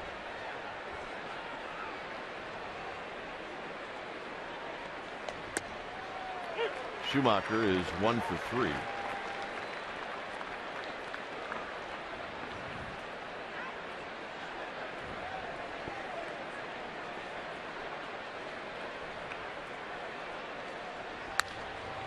Drives this one to right, but Blanco moves over, and that'll end the inning. Pagan, Velk, and Burris coming up.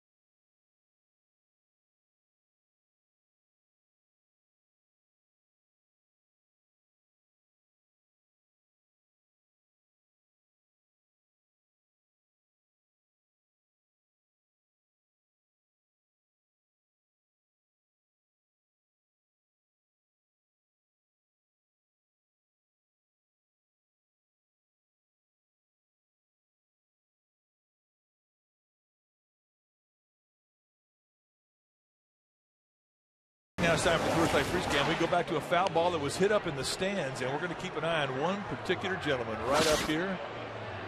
And where is it? Everybody's looking for it, and all of a sudden he says, "We're good. I got it right here." And that's your Coors Light Freeze Cam, brought to you by Frost Brewed Coors Light, the world's most refreshing beer. I don't know about that guy, Smooth. Yeah. He's having fun. At his fellow fans' expense. Pagan has walked twice, followed by Belt and then Burris.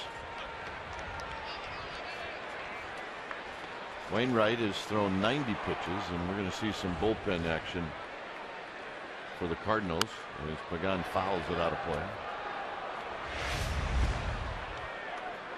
We got to tell him Matt Caney's done for the day. You see Mark Gardner come over and give him a pat on the back. And that's really a great example of a pitcher not really having great stuff today, but keeping his team in the game. Pagan goes the other way and lifts it into left center field. Holiday is going to keep it to a single and a nice piece of hitting for Pagan. And that'll bring up Belt. Victor Marte starting to get greased up for the Cardinals. Watch the turn. You really have to point this out to young players. I mean, that's an aggressive turn. He gets there, I mean, well beyond a third of the way. If there's any bobble whatsoever, he's in position, and he's created that by hustle. Here's Belt.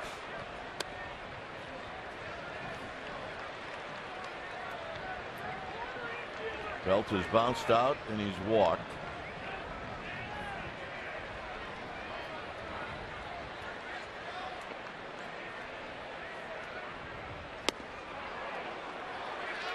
One ball and one strike. Back foot slider.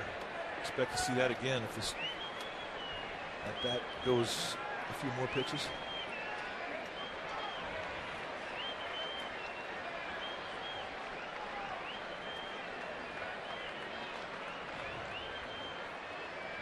Wainwright, a long pause, and it's just off the plate. 2 balls and a strike.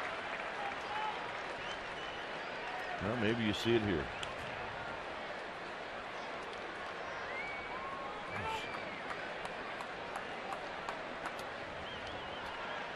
Cardinal skipper watching. 2 balls and a strike.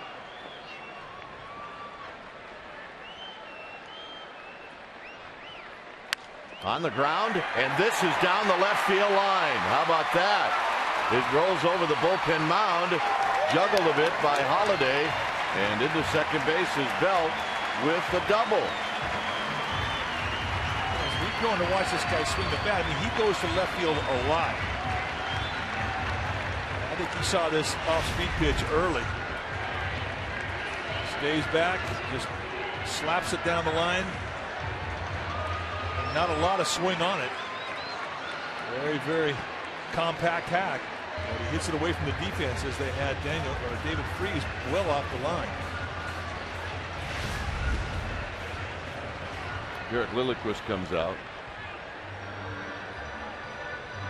Now this is really more than to give Victor Marte a little chance to get loose. 96 pitches into this outing is where Wainwright is. And he has had a lot of stretch time. There's only been one, 2, 3 inning for Wainwright. That was back in the 4th. He faced 3 guys in the 5th, but Cabrera had a base hit. They turned a double play. But a lot of stretch time.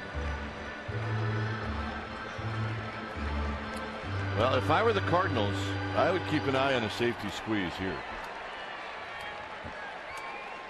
When they're playing the middle infielders back for double play, Dad, any ball up the middle is going to tie this game. Unless it's caught by the pitcher.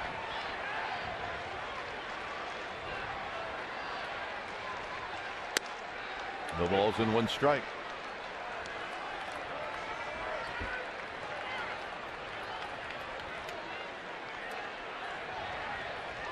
The perfect out here is a ground ball to the second baseman.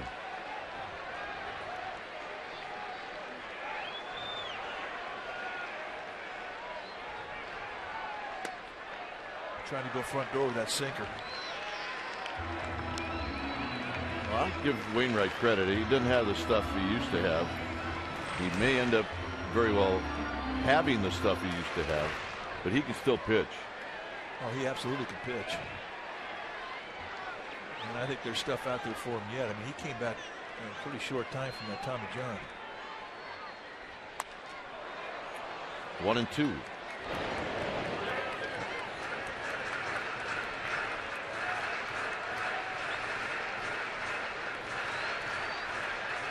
Pinch hitters are stacking up.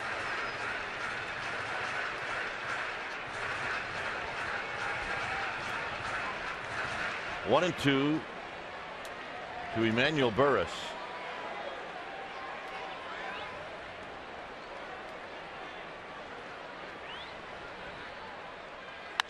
Burris into left center field. Holiday coming over. He's going to make the catch. And his throw is going to be cut off. Game tied. Nice at bat. And that's exactly what he was trying to do. And he does it in a 2-strike count. Well, it looked like he got a ball up a little bit. You see the reception for that effort from Burris. I mean, you can gain confidence in situational at bats. I mean, he's been armed through the swing too. He got a good pitch. It was up. Got it deep enough to score. And we're tied. And Matt Cain can get a no decision or he can get a win. And here's Culberson. Huff coming out of the dugout.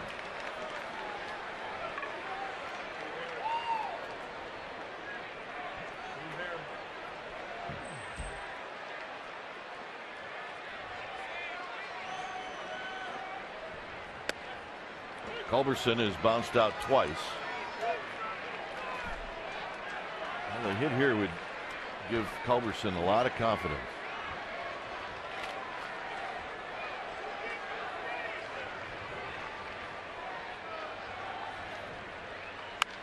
Off his fist to third. Will make the play. Culberson retired.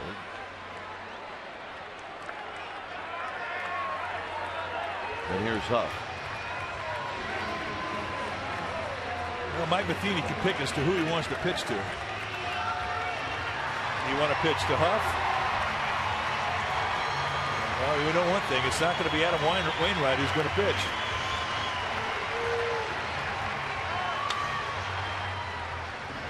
The big fella's going to be coming in. When it's time for a change, think Speedy Oil Change and Tune-Up. Your oil change, tune-up, and smog experts. We'll be back.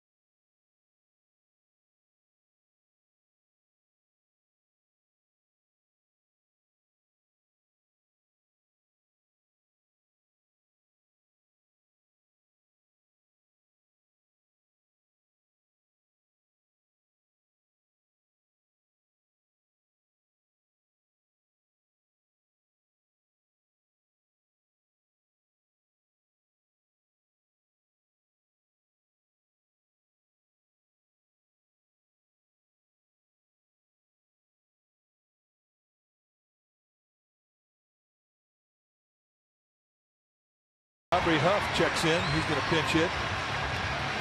We're going to find out right now who they're going to pitch to, and they're going to go right at Aubrey Huff. So Marte, you see his numbers. 17th time he's come into a game. There's no record. He throws hard. He's got four pitches he'll give you. Huff on the ground to third.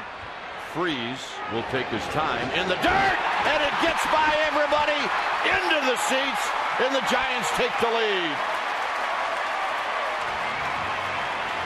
How about that?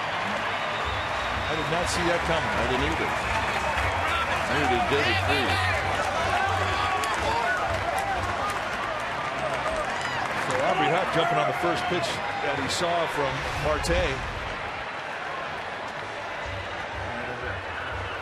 Belt may have taken the eye off the target from David Freeze. You can see him kind of cut in front of him. I don't know if that altered the throw, but we have not seen Freeze throw errant like in that particular effort. And Giants, for the first time today, are leading. Here's Blanco. Blanco takes a strike. And Matt Cain has a chance now to pick up a win.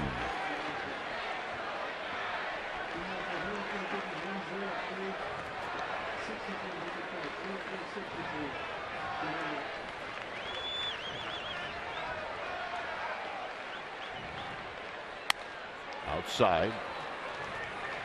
The first fastball to Blanco at 92, this last one at 91.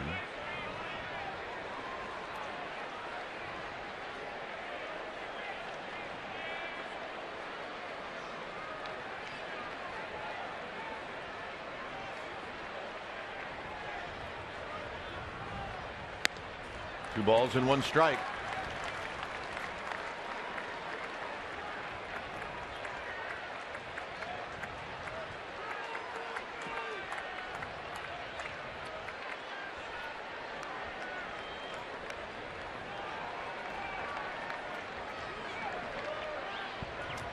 Two and one to Blanco. Blanco digs this one out and fouls it down the left field line and out of play. So Marte's been pretty consistent at 91 and 92. But he is a wide fella. Yes, he is. He is a big, strong, wide fella.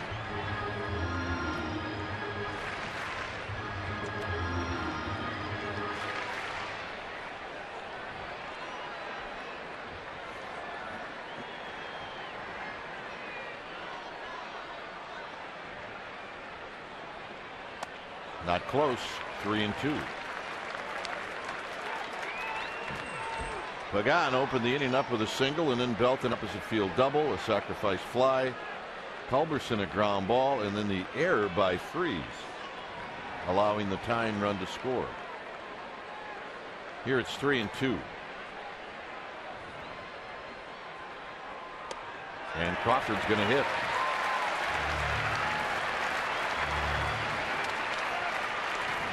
Crawford got a single and 2 RBIs in the second inning. Really one of the biggest at bats in his young career.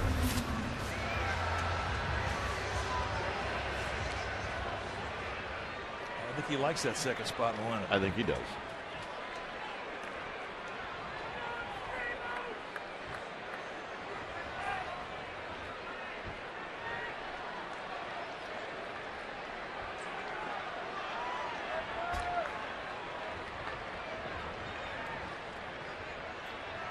So Marte to Crawford, and Crawford pops this one in the seats and out of play.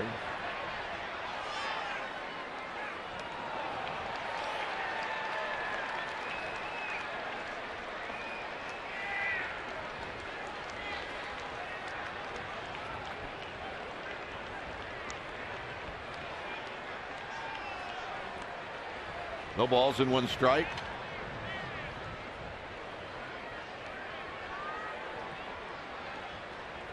Marte looks to second, and Crawford takes it in the dirt, and that's a terrific play by Molina. Well, that's a play where your hands just have to think for themselves. An extremely wild pitch. That thing bounced well out in front of home plate. And how he managed to keep that thing in front, I have no idea. No idea. And I'm not sure he does either.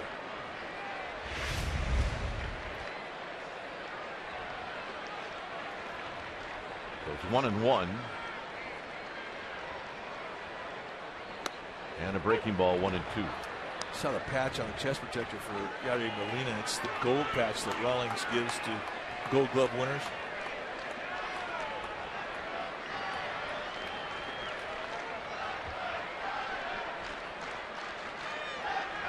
So Crawford now will have to battle.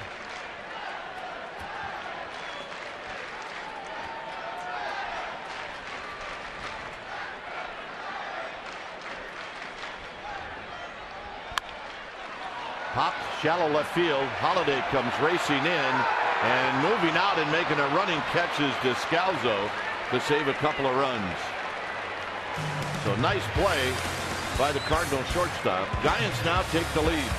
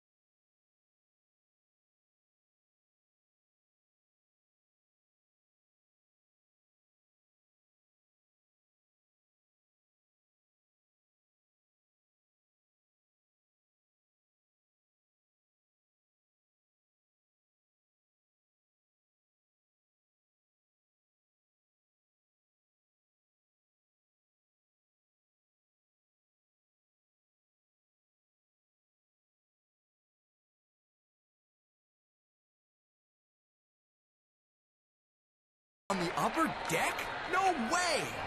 Toyota game summary brought to you by your local Toyota dealer. Holiday's got a home run in this game. Wainwright went 5 2/3. Crawford's got a couple of RBIs. And Matt Cain, who wasn't his usual Matt Cain self, kept the Giants in the game. And he's got a shot for a win. When it's time for a change, think Speedy. Oil change and tune-up. Your oil change tune-up and smog expert. Jeremy Affeldt, the new pitcher now for Bruce Bochy's Giants. 12th time that he has come in. Remember, he just got off the disabled list. Now pitches with a brace on his right leg, and he says it's really helped him command the low part of the strike zone. He can no longer hyperextend his leg when he plants that stride step. It really has made a difference. So he throws a strike to Carpenter. Carpenter's got 3 hits today, all singles.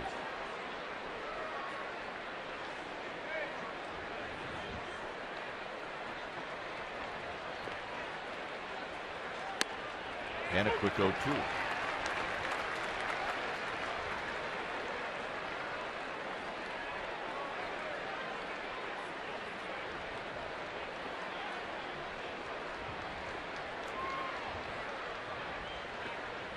Holiday to follow. And this is rolled foul.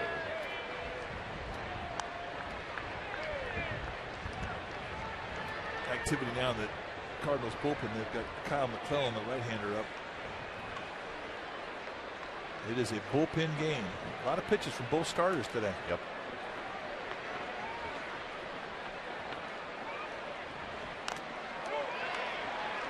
Carpenter did good just to foul that off on the breaking ball. He did.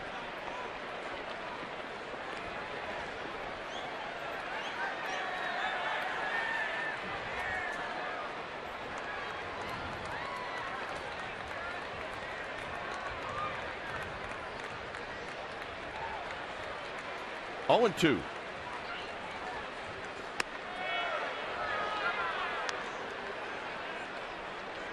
Now, this game started out, it was windy, but it has picked up. Yes, it has. You look out into the bay and you can get a gauge as to what type of wind is out there looking at the Whitecaps, and it is howling jack out there. So fly balls and pop-ups are not getting any easier. Hit on the ground to Belt. Belt to Affeld. Nice play, one out. And that'll bring up Holiday. There's the Whitecaps we're talking about. There's not a day you want to be out there in a sailboat unless you know what you're doing.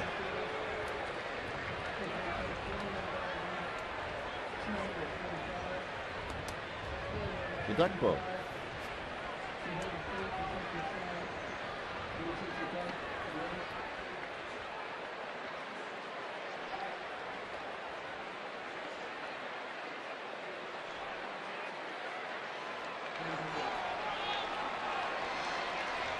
Here's Holiday swinging a bouncing ball. Affeld!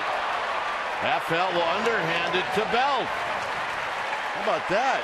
Jump ball. I mean, that knee brace has allowed Affeld now to dunk. Now, this is a nice play. Gets up, and I'm talking pure jump ball. And then he runs it over and makes a nice play, nice throw, and a one pitch out. Thank you very much.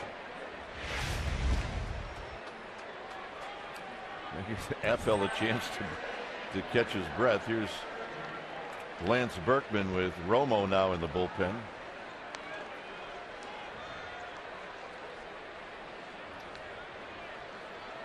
Affeld, I mean, he's listed as 6'4", but he's a tall 6'4".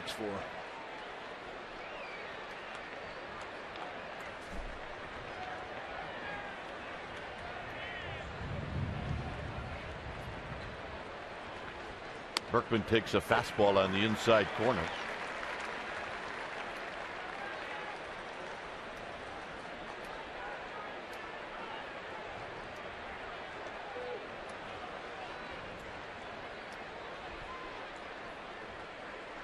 Swing and a miss. Nothing in two. Even when he goes down for a low pitch, you get an idea just how flat his swing is and why he's been able to put up good numbers from both sides of the plate. One of the few switchers that I've ever seen that has almost identical swings from both sides.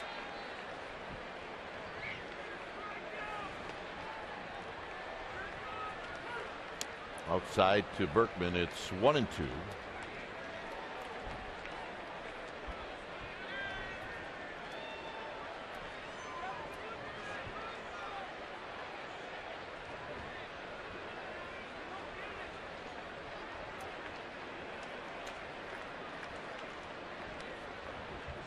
Berkman fights this one off and sends it into the upper deck.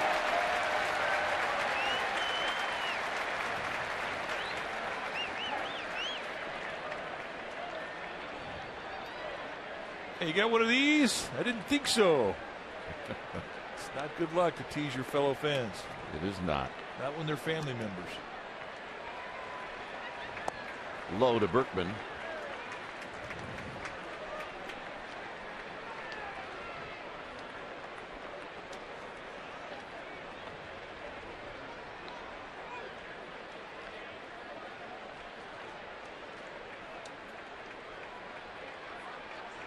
Two and two. Berkman, look out. Right down where Amy G's at. Amy G, she barehanded it. Did you see that? Yep. Yep. Amy G. Had a bib. Those guys should all feel safe down there with Amy G. 2 and 2. Yeah, she'll hang in there and make a play.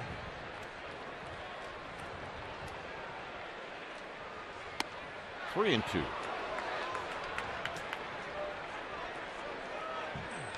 David Freese on deck.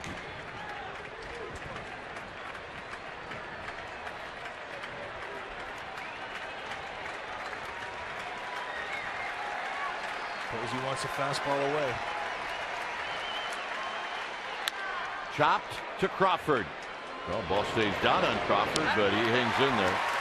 And that will end the inning. Melky Cabrera will lead things off.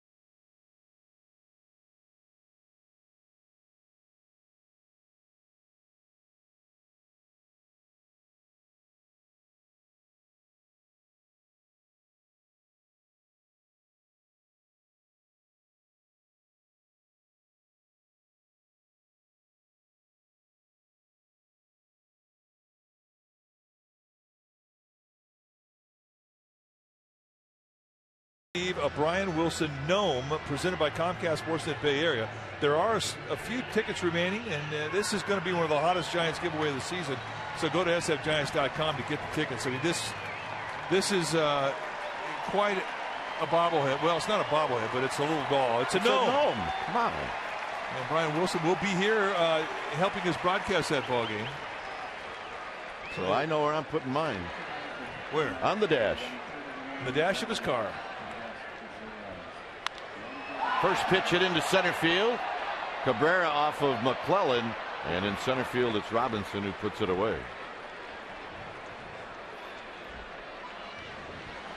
When it's time for a change, think Speedy Oil Change and Tune-Up. Your oil change tune-up and smog experts. Kyle McClellan, the new pitcher for St. Louis. And this is what he has done. 11 strikeouts against 7 walks in 18 1/3. 16th time he's come in. He's a horse. And he's got a low 90s sink with a slider.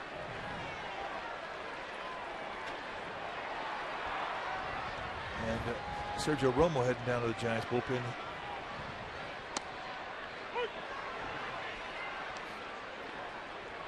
So Buster Posey, 1 for 3, hit a ball that we thought was going to be out in the 5th, only to be tracked down in left center field. It's 1 ball and 1 strike.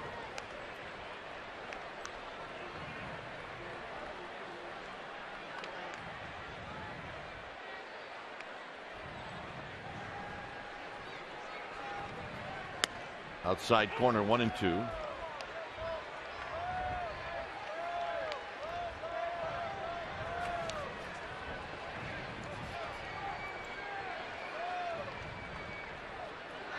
Pagan to follow.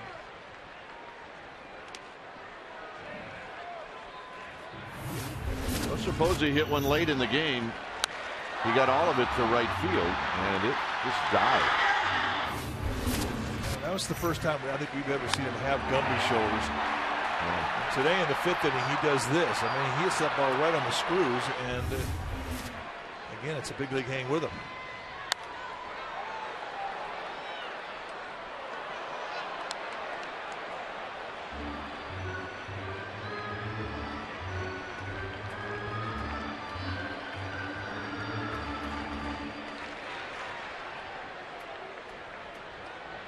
Two and 2. Breaking ball, and Buster Posey fouls it just enough to see another pitch.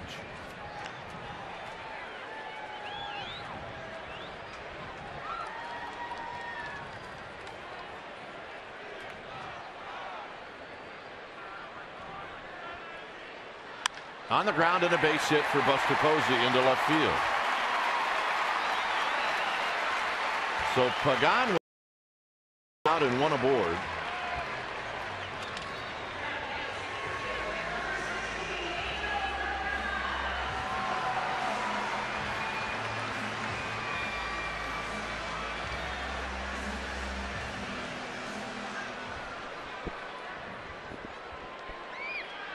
Pagan has been on base 3 times, 2 walks and a single.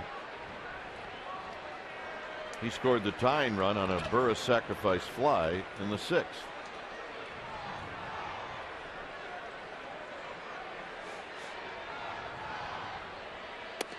Low and away, 1 ball and 1 strike.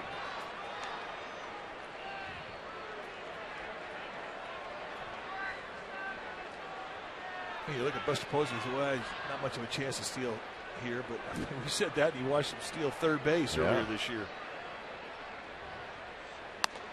He was feeling froggy that night.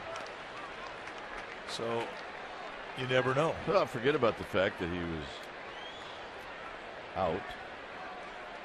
Yeah, there was I mean, he was actually safe, but we thought he should have been called out. Ooh, Pagan had a rip. He was sitting on a 2-0 fastball.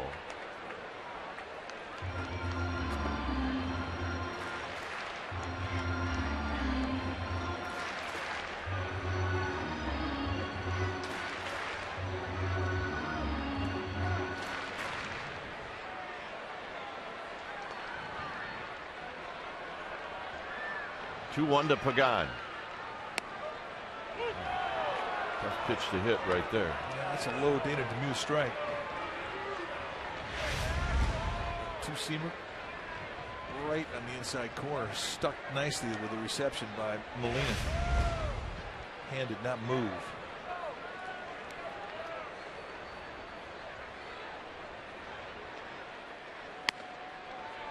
And now a full count. You know, McClellan's one of those guys who is invaluable to his staff because he could swing. Last year, 43 appearances. He made 17 starts.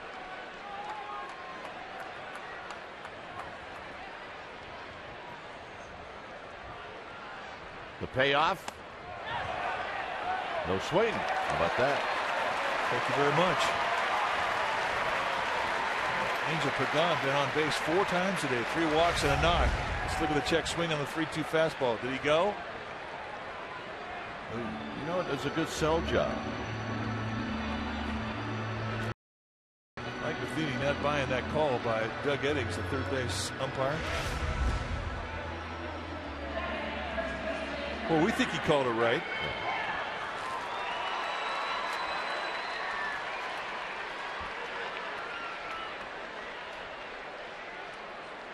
So Carlos Beltran picking out some wood. Here's Belt. Belt with an opposite field double in the 6th. And he lines this one into right field, a base hit. Buster Posey coming in to score. Belt headed for 2. He's going to make it. Yeah, that's the hit they've been looking for. Another double, another RBI double for Brandon Belt.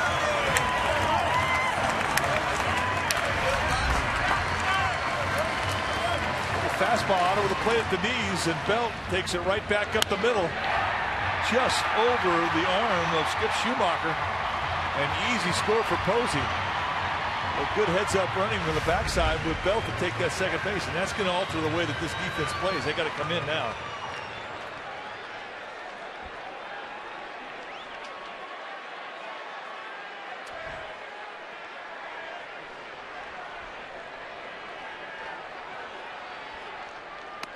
Wide to Burris. 1 ball and no strikes.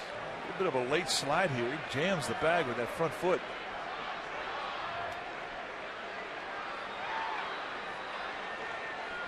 Burris with a sacrifice fly in the 6th. He'd like to have the same thing here in the 7th.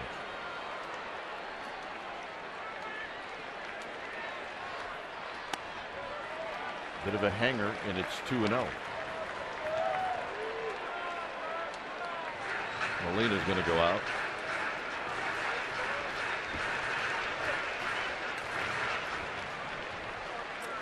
Hey, the A's are in town this weekend. It's the Bay Bridge Series tomorrow night at 7 on NBC Bay Area and the Giants Television Network. Then on Saturday afternoon on Comcast Sports Net Bay Area at 1. Giants pregame live will start at 12:30. There's a problem out there with Kyle McClellan. Yadier Molina called in the trainers.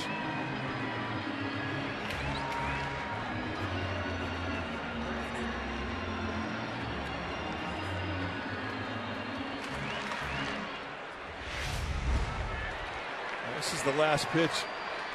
Hanging breaking ball. He may have pulled the arm in and see him call out Yadi Molina. Something's not right. And then Molina called in the coaches.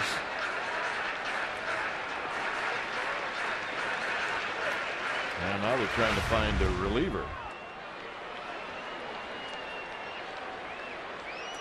Mitchell Boggs is going to come out.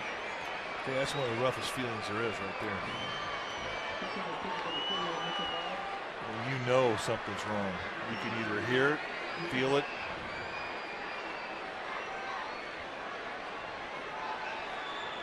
I can't even tell you how many things run through your mind from the time you walk from the mound into that dugout. And none of them are good. All right, so Mitchell Boggs will get as much time as he needs. A run in for the Giants at 6-4, San Francisco.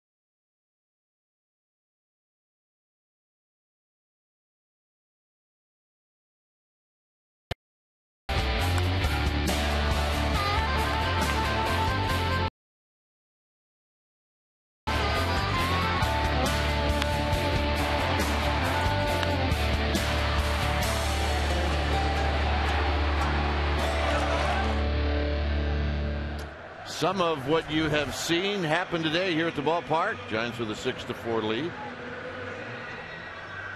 When it's time for a change, think Speedy Oil Change and Tune-Up. Your oil change tune-up and smog experts. Mitchell Boggs, the new pitcher now for the St. Louis Cardinals. And when you hit off Boggs, you're going to see big-time sink. And we're talking mid-90s sink, kind of a two-pitch guy, sinker slider. But he's got lots of movement. So how many throws for him coming in cold? You get as many as you want. Right, but how many would it take? Oh, 15, 16, about twice what you normally get. You normally get 8. Rare to see a guy go over 20. See, I would have guessed 30. Well, I mean, you can, but you never see. I mean, relievers, they're so used to getting heated up in 20 or less pitches. They're going to do their normal routine. Burris is ahead in the count. 2 balls and no strikes. Boggs will pitch with the infield in.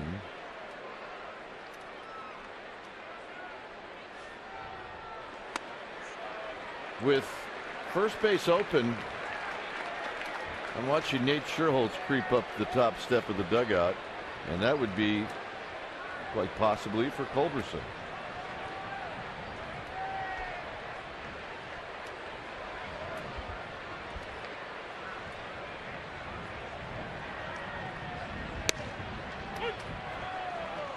Three and 1. 91-mile-an-hour sinking. Burris taken all the way. Today they're 3 for 10 with runners in scoring position. The previous 3 games hitting in 162 clips, 6 for 37. Yeah, there's a Giraffe fan. He's had a good day. All right, we'll see what happens here. Maybe it'll be Culberson.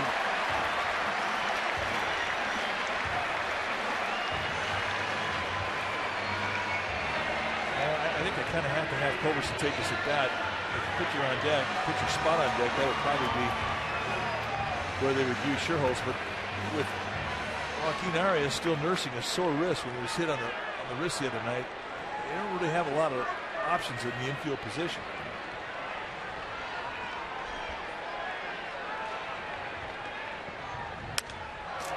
Possible double play ball, and Burris gets tagged, and Culberson beats it out, and a run comes in. Giants actually caught a break. If you're Emmanuel Burris, you should probably stop. Well, Skip Schumacher was trying to make the tag and then the throw. So once he follows Burris, it allowed Culberson, who runs well, to beat out the back end, and that's a huge run. He never did touch Burris, but he was out of the baseline, called out by second base umpire Paul Mallard. Here's Sherholtz.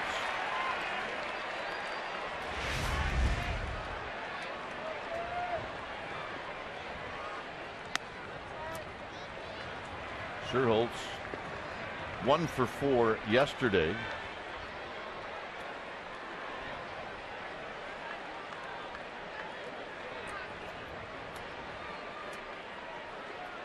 First career RBI for the Rook. Yeah, that's a big run. So Belt at third, Culberson at first. 2 runs in here in the 7th.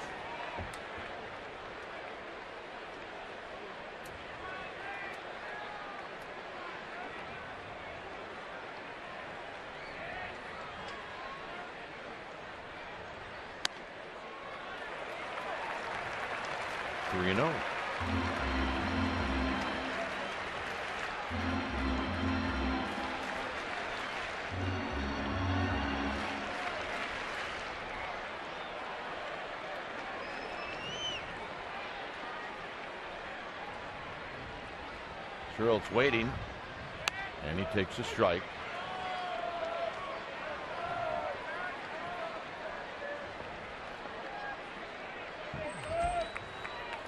Blanco to follow.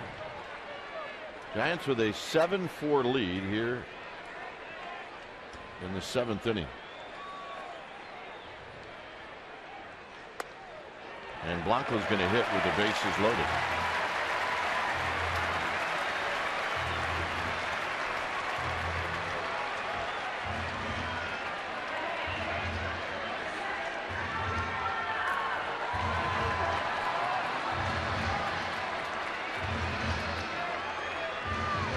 Walks now that the Cardinal pitching has given up today. Giants did not take a walk last night. Well, that's been kind of an Achilles heel to this offense. They haven't taken a lot of walks lately, but this homestand, they're turning that around. Here's Blanco. Blanco's walked twice, and he looks at a strike.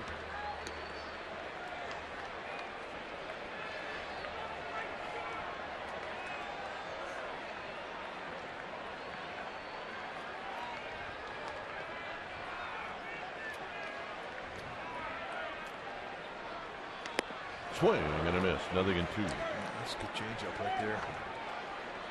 Bottom right out.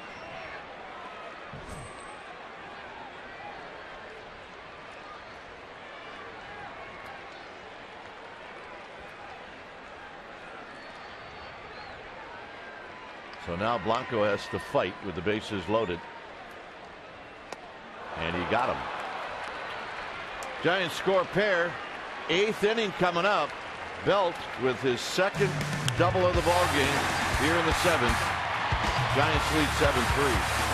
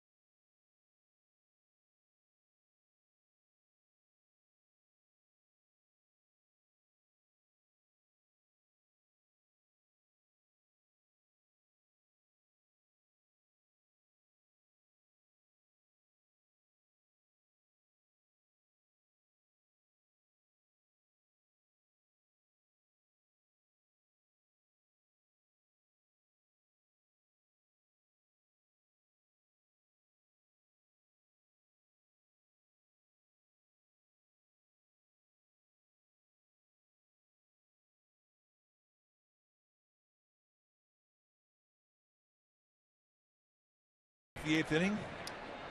New pitching change for the Giants. It's going to be Sergio Romo. When it's time for change, the Speedy Oil Change and Tune-Up, your oil change, tune-up, and smog experts. 14th game that he has come into, and he has been lights out. And lately, he's pitching the best ball he's thrown out all year. 13 strikeouts against 3 walks. Just 10 base runners in 10 1/3.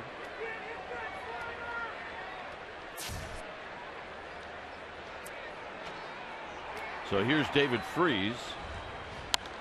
Freese doesn't waste any time as he hits one high and foul down the right field line and out of play.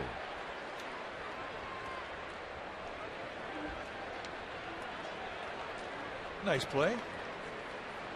Bring your glove. There's your reward.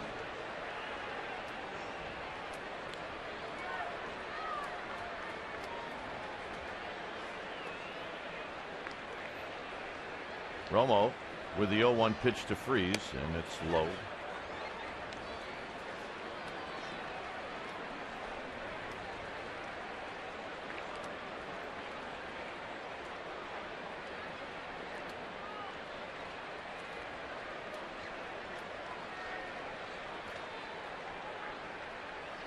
Swing and a miss, 1-2. And we have seen a lot of swing and miss from Romo. Little slider, the disappearing breaking ball that he features doesn't tip you to what's coming because it doesn't have a normal slider spin, hence the no-dot slider. And he is just uncanny as to how he can place that consistently on that outside corner at the knees.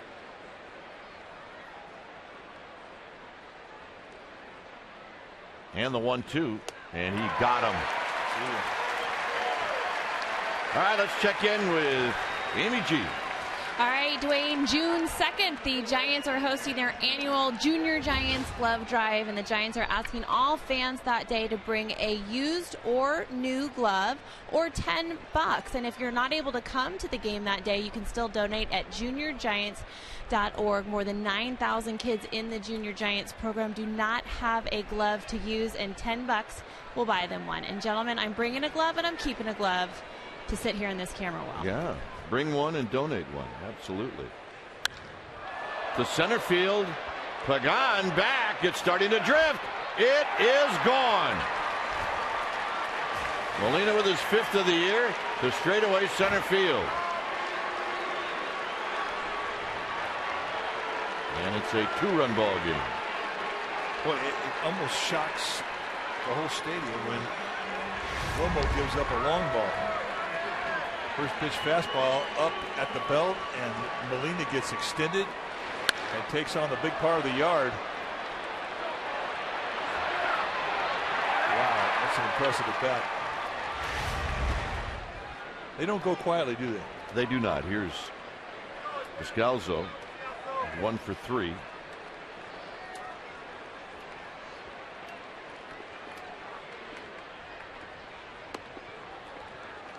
Rafael Furcal has come out, so he's now in the on-deck circle. Colorado was leading the entire game against Arizona, and that has completely turned around. Just hit on the ground to second. And Culberson will make the play. Arizona now leading 7-4 in the 8th inning. You see that score? Dodgers will take on the Padres in San Diego later on today.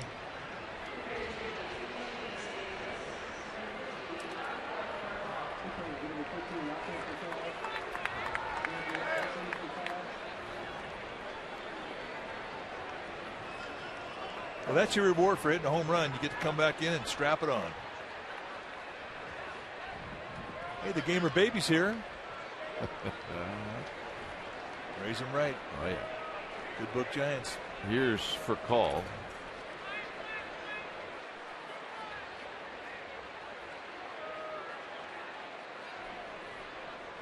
Furcal takes wide. He started and went 3 for 4 last night.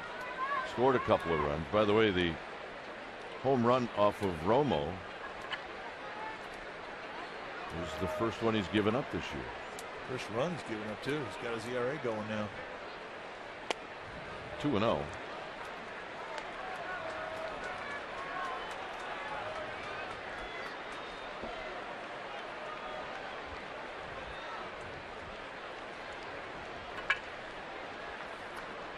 Furcal really found another set of legs when he got traded from the Dodgers to St. Louis. I think it was a big reason as to why they got hot in the second half of last year and won the World Championship. Yeah, and he had a lot to do with that.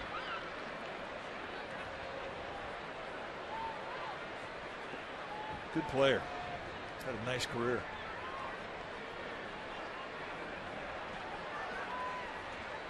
Foul back for Cole trying to hit one out. By the way, that pitching matchup in San Diego with the Dodgers, Harang against Volquez.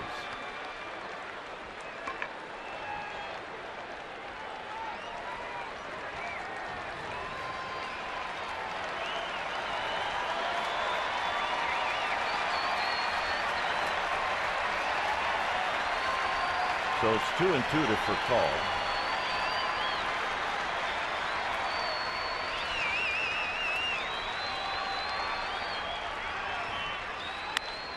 On the ground again, this one to Culberson.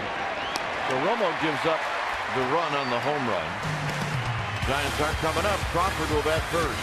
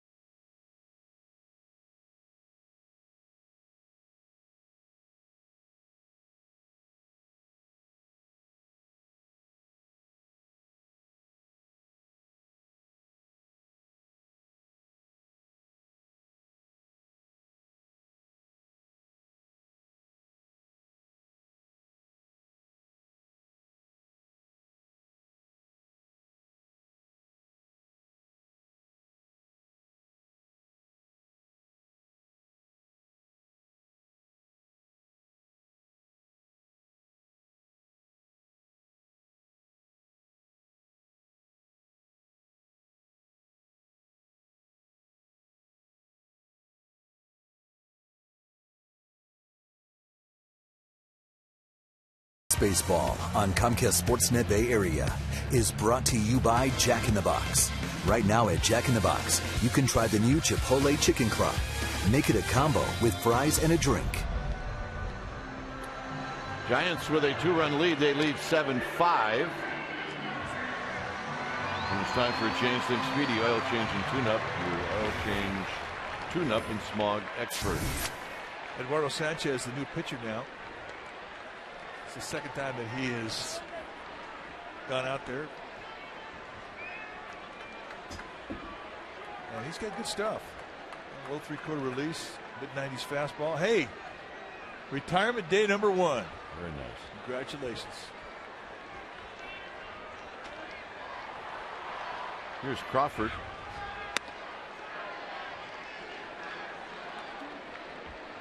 Sanchez has kind of a slurvy breaking ball. They throw a lot of cutters to lefties, but he's got mid-90s stuff. Skip Schumacher goes out to center field.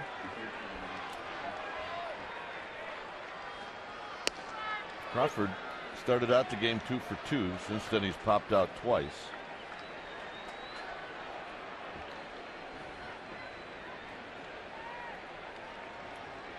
Descanso goes to second base, and Furcal stays in the game and goes to shortstop.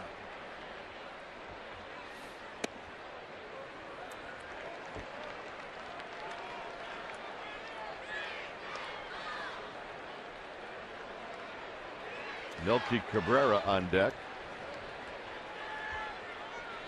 Guys trying to get that run back and maybe more.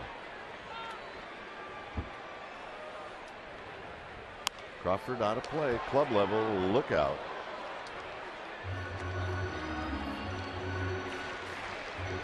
This guy's got the target right here. It's the hit it to me t-shirt. And it almost got to him. Easy, big fella. Easy. Yeah, slow down.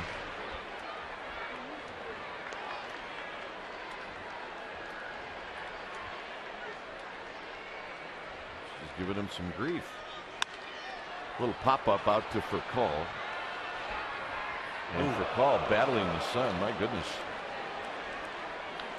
Gives you an idea what at this time of the day how tough it is. No, there's nothing easy for second baseman, shortstops, or center fielders. You can see this shadow right behind them, so they're looking right into it.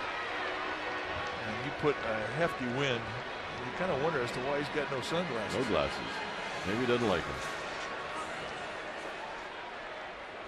He got lucky there. I'm not sure how much of that ball he saw, but it wasn't 100%.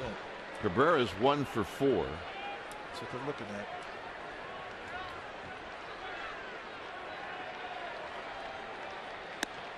High fastball 1-0. Buster Posey on deck.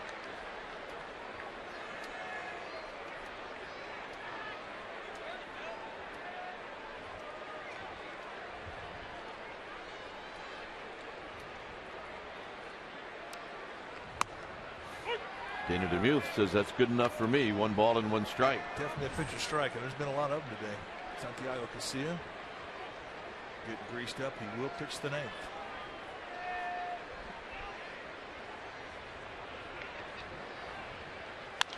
Hit on the ground to second. Scalzo puts it away, so that's 2 down now for Posey.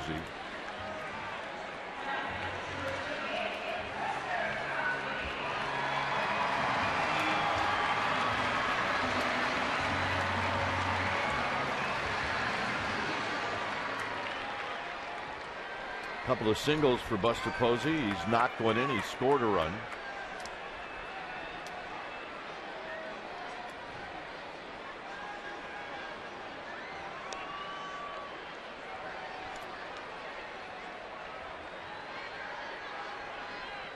In the dirt.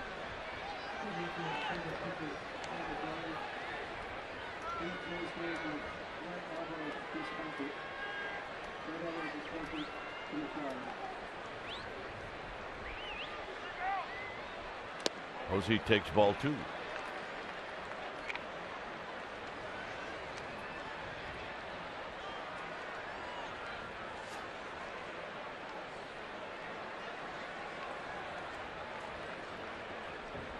Posey a 3-hit night last night so far, a couple of knocks today. Well, he's a pitch away from getting aboard here for Pagan. Pagan's on base percentage helped out today. He's been on base 4 times.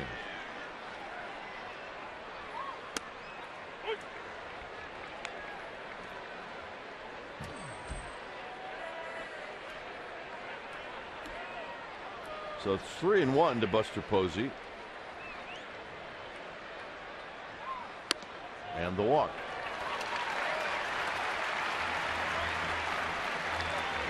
The walks today, it's a good sign.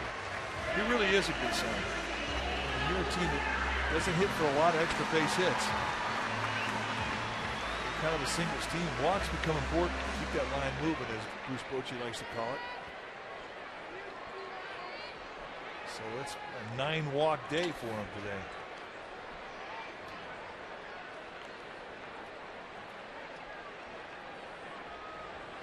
Cardinals have given up 9 walks and made 3 errors.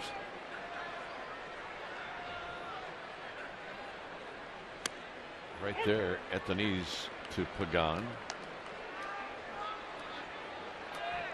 3 walks and a single for Pagan.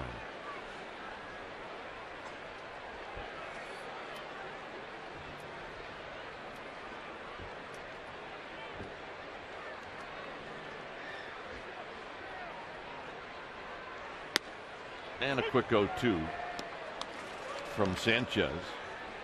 It's a healthy fastball at 96.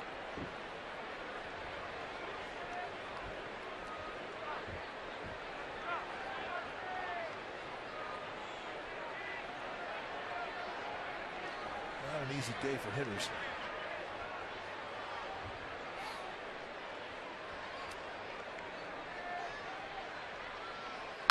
Pagan fights it off. You know, you think back to the years when we had Robbie Thompson here and Rich Aurelia, and they wore contact lenses. This is the type of day that would drive them crazy. If you have contact lenses, today is not your friend. It may actually make you rethink the whole contact lenses thing.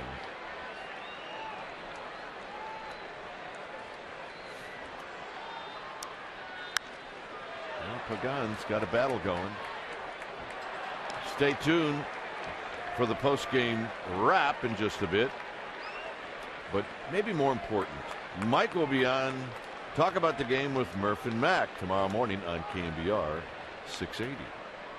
Murph promised me today that he would stop up and see us before the game. And that did not happen. Game or bed. She can't believe it. Another 0-2 pitch for Pagan. And he takes it inside, 1-2. Sometimes, you know, those guys are just really busy. Who got it? Oh, yeah. Commando, no glove. I am the man. She is psyched. I am the man. Honey, what'd you do? Yes. And I'm going to keep it. She had no idea that good hands was on his resume.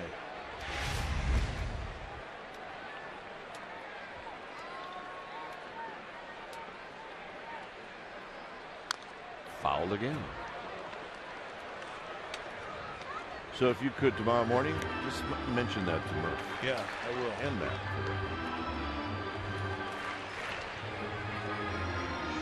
All I can say about those guys from UCLA, promises, promises. That will definitely remind him.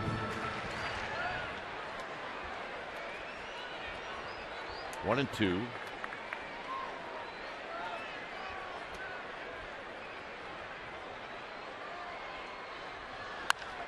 Up the middle.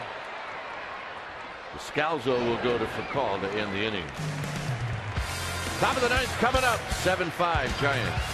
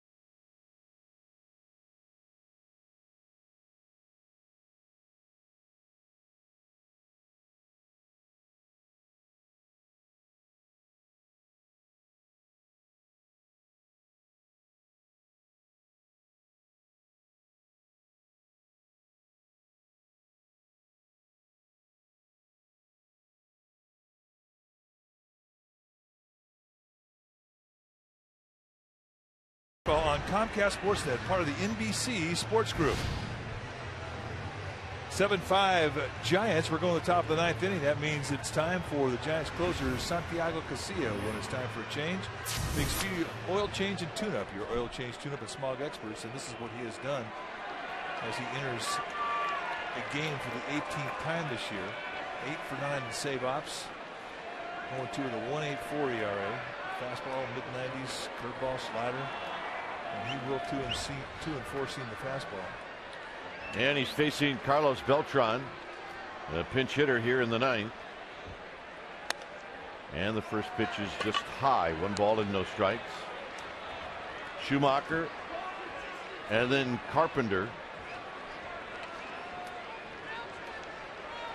Beltran leading the league in home runs. What a great couple of months he has had for the Cardinals. And strike.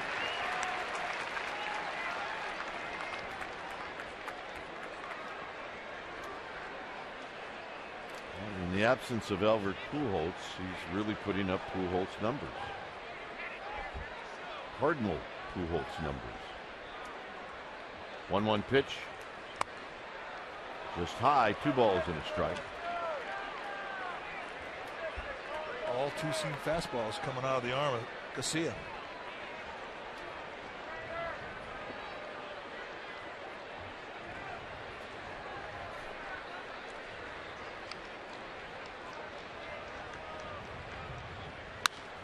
Out of play. 2-2.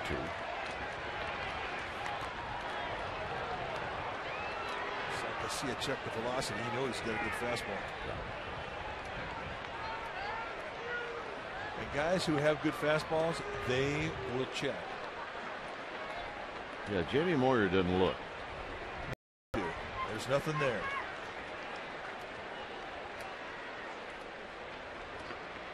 Schumacher on deck.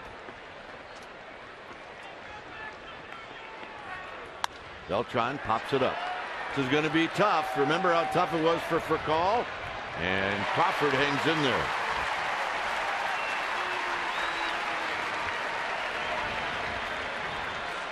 Well, guys who use different shades of glasses too for certain suns that they get. This one you got to have a dark pair of glasses. And Crawford makes that play like he makes it every day. Nicely done. Yep, sweet spot in the glove. Here's Schumacher. You can see the sigh of relief after he snuggled it.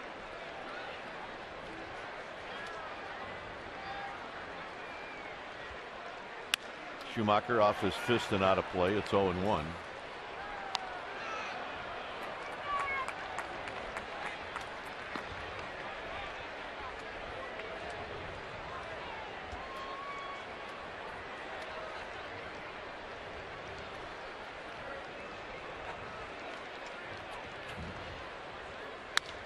Hit on the ground to Belt. Belt will take it himself. 2 out. Schumacher started out the game with a hit. He's now 1 for 5. When you're leading off a day, you get a knock. You're thinking knocks. You're not thinking 1 for 5. Let's put it that way. You're thinking at worst 2 for 5. And it happens all the time. Matt Carpenter's had a good day, 3 for 4 with 3 singles, scored a couple runs.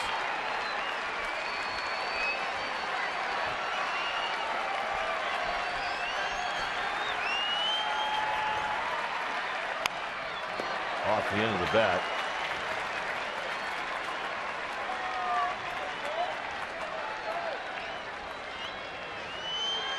Al Hrabosky, the Cardinals color TV guy, was telling us that Carpenter reminds everybody of John Mabry, and he really does. The former Cardinal, actually former a lot of teams. Fouled out of play. It's 0-2. Well, he's a tall hitter. Yeah. He's 6'3", 200 pounds. No batting gloves.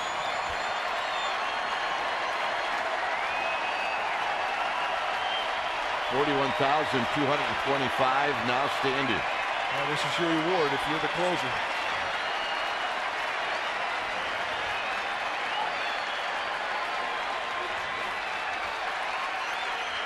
Got him, and that's the ball game.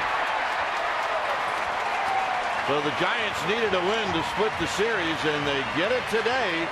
And they scored 7 runs today, and they help out Matt Cain, who ends up with the win. And they owe him a few of those. They do. And the Cardinals did not play well either. I mean, they 3 errors and 9 walks. You're not supposed to win that game. But for Matt Cain, you know, this is a well-deserved win because he made what he had work today when it was not an easy day. And for the Giants, I mean, that's a big one. They snapped this little 2-game slide, and they got momentum going into the game tomorrow when the Oakland A's are coming to town. All right, in contribution.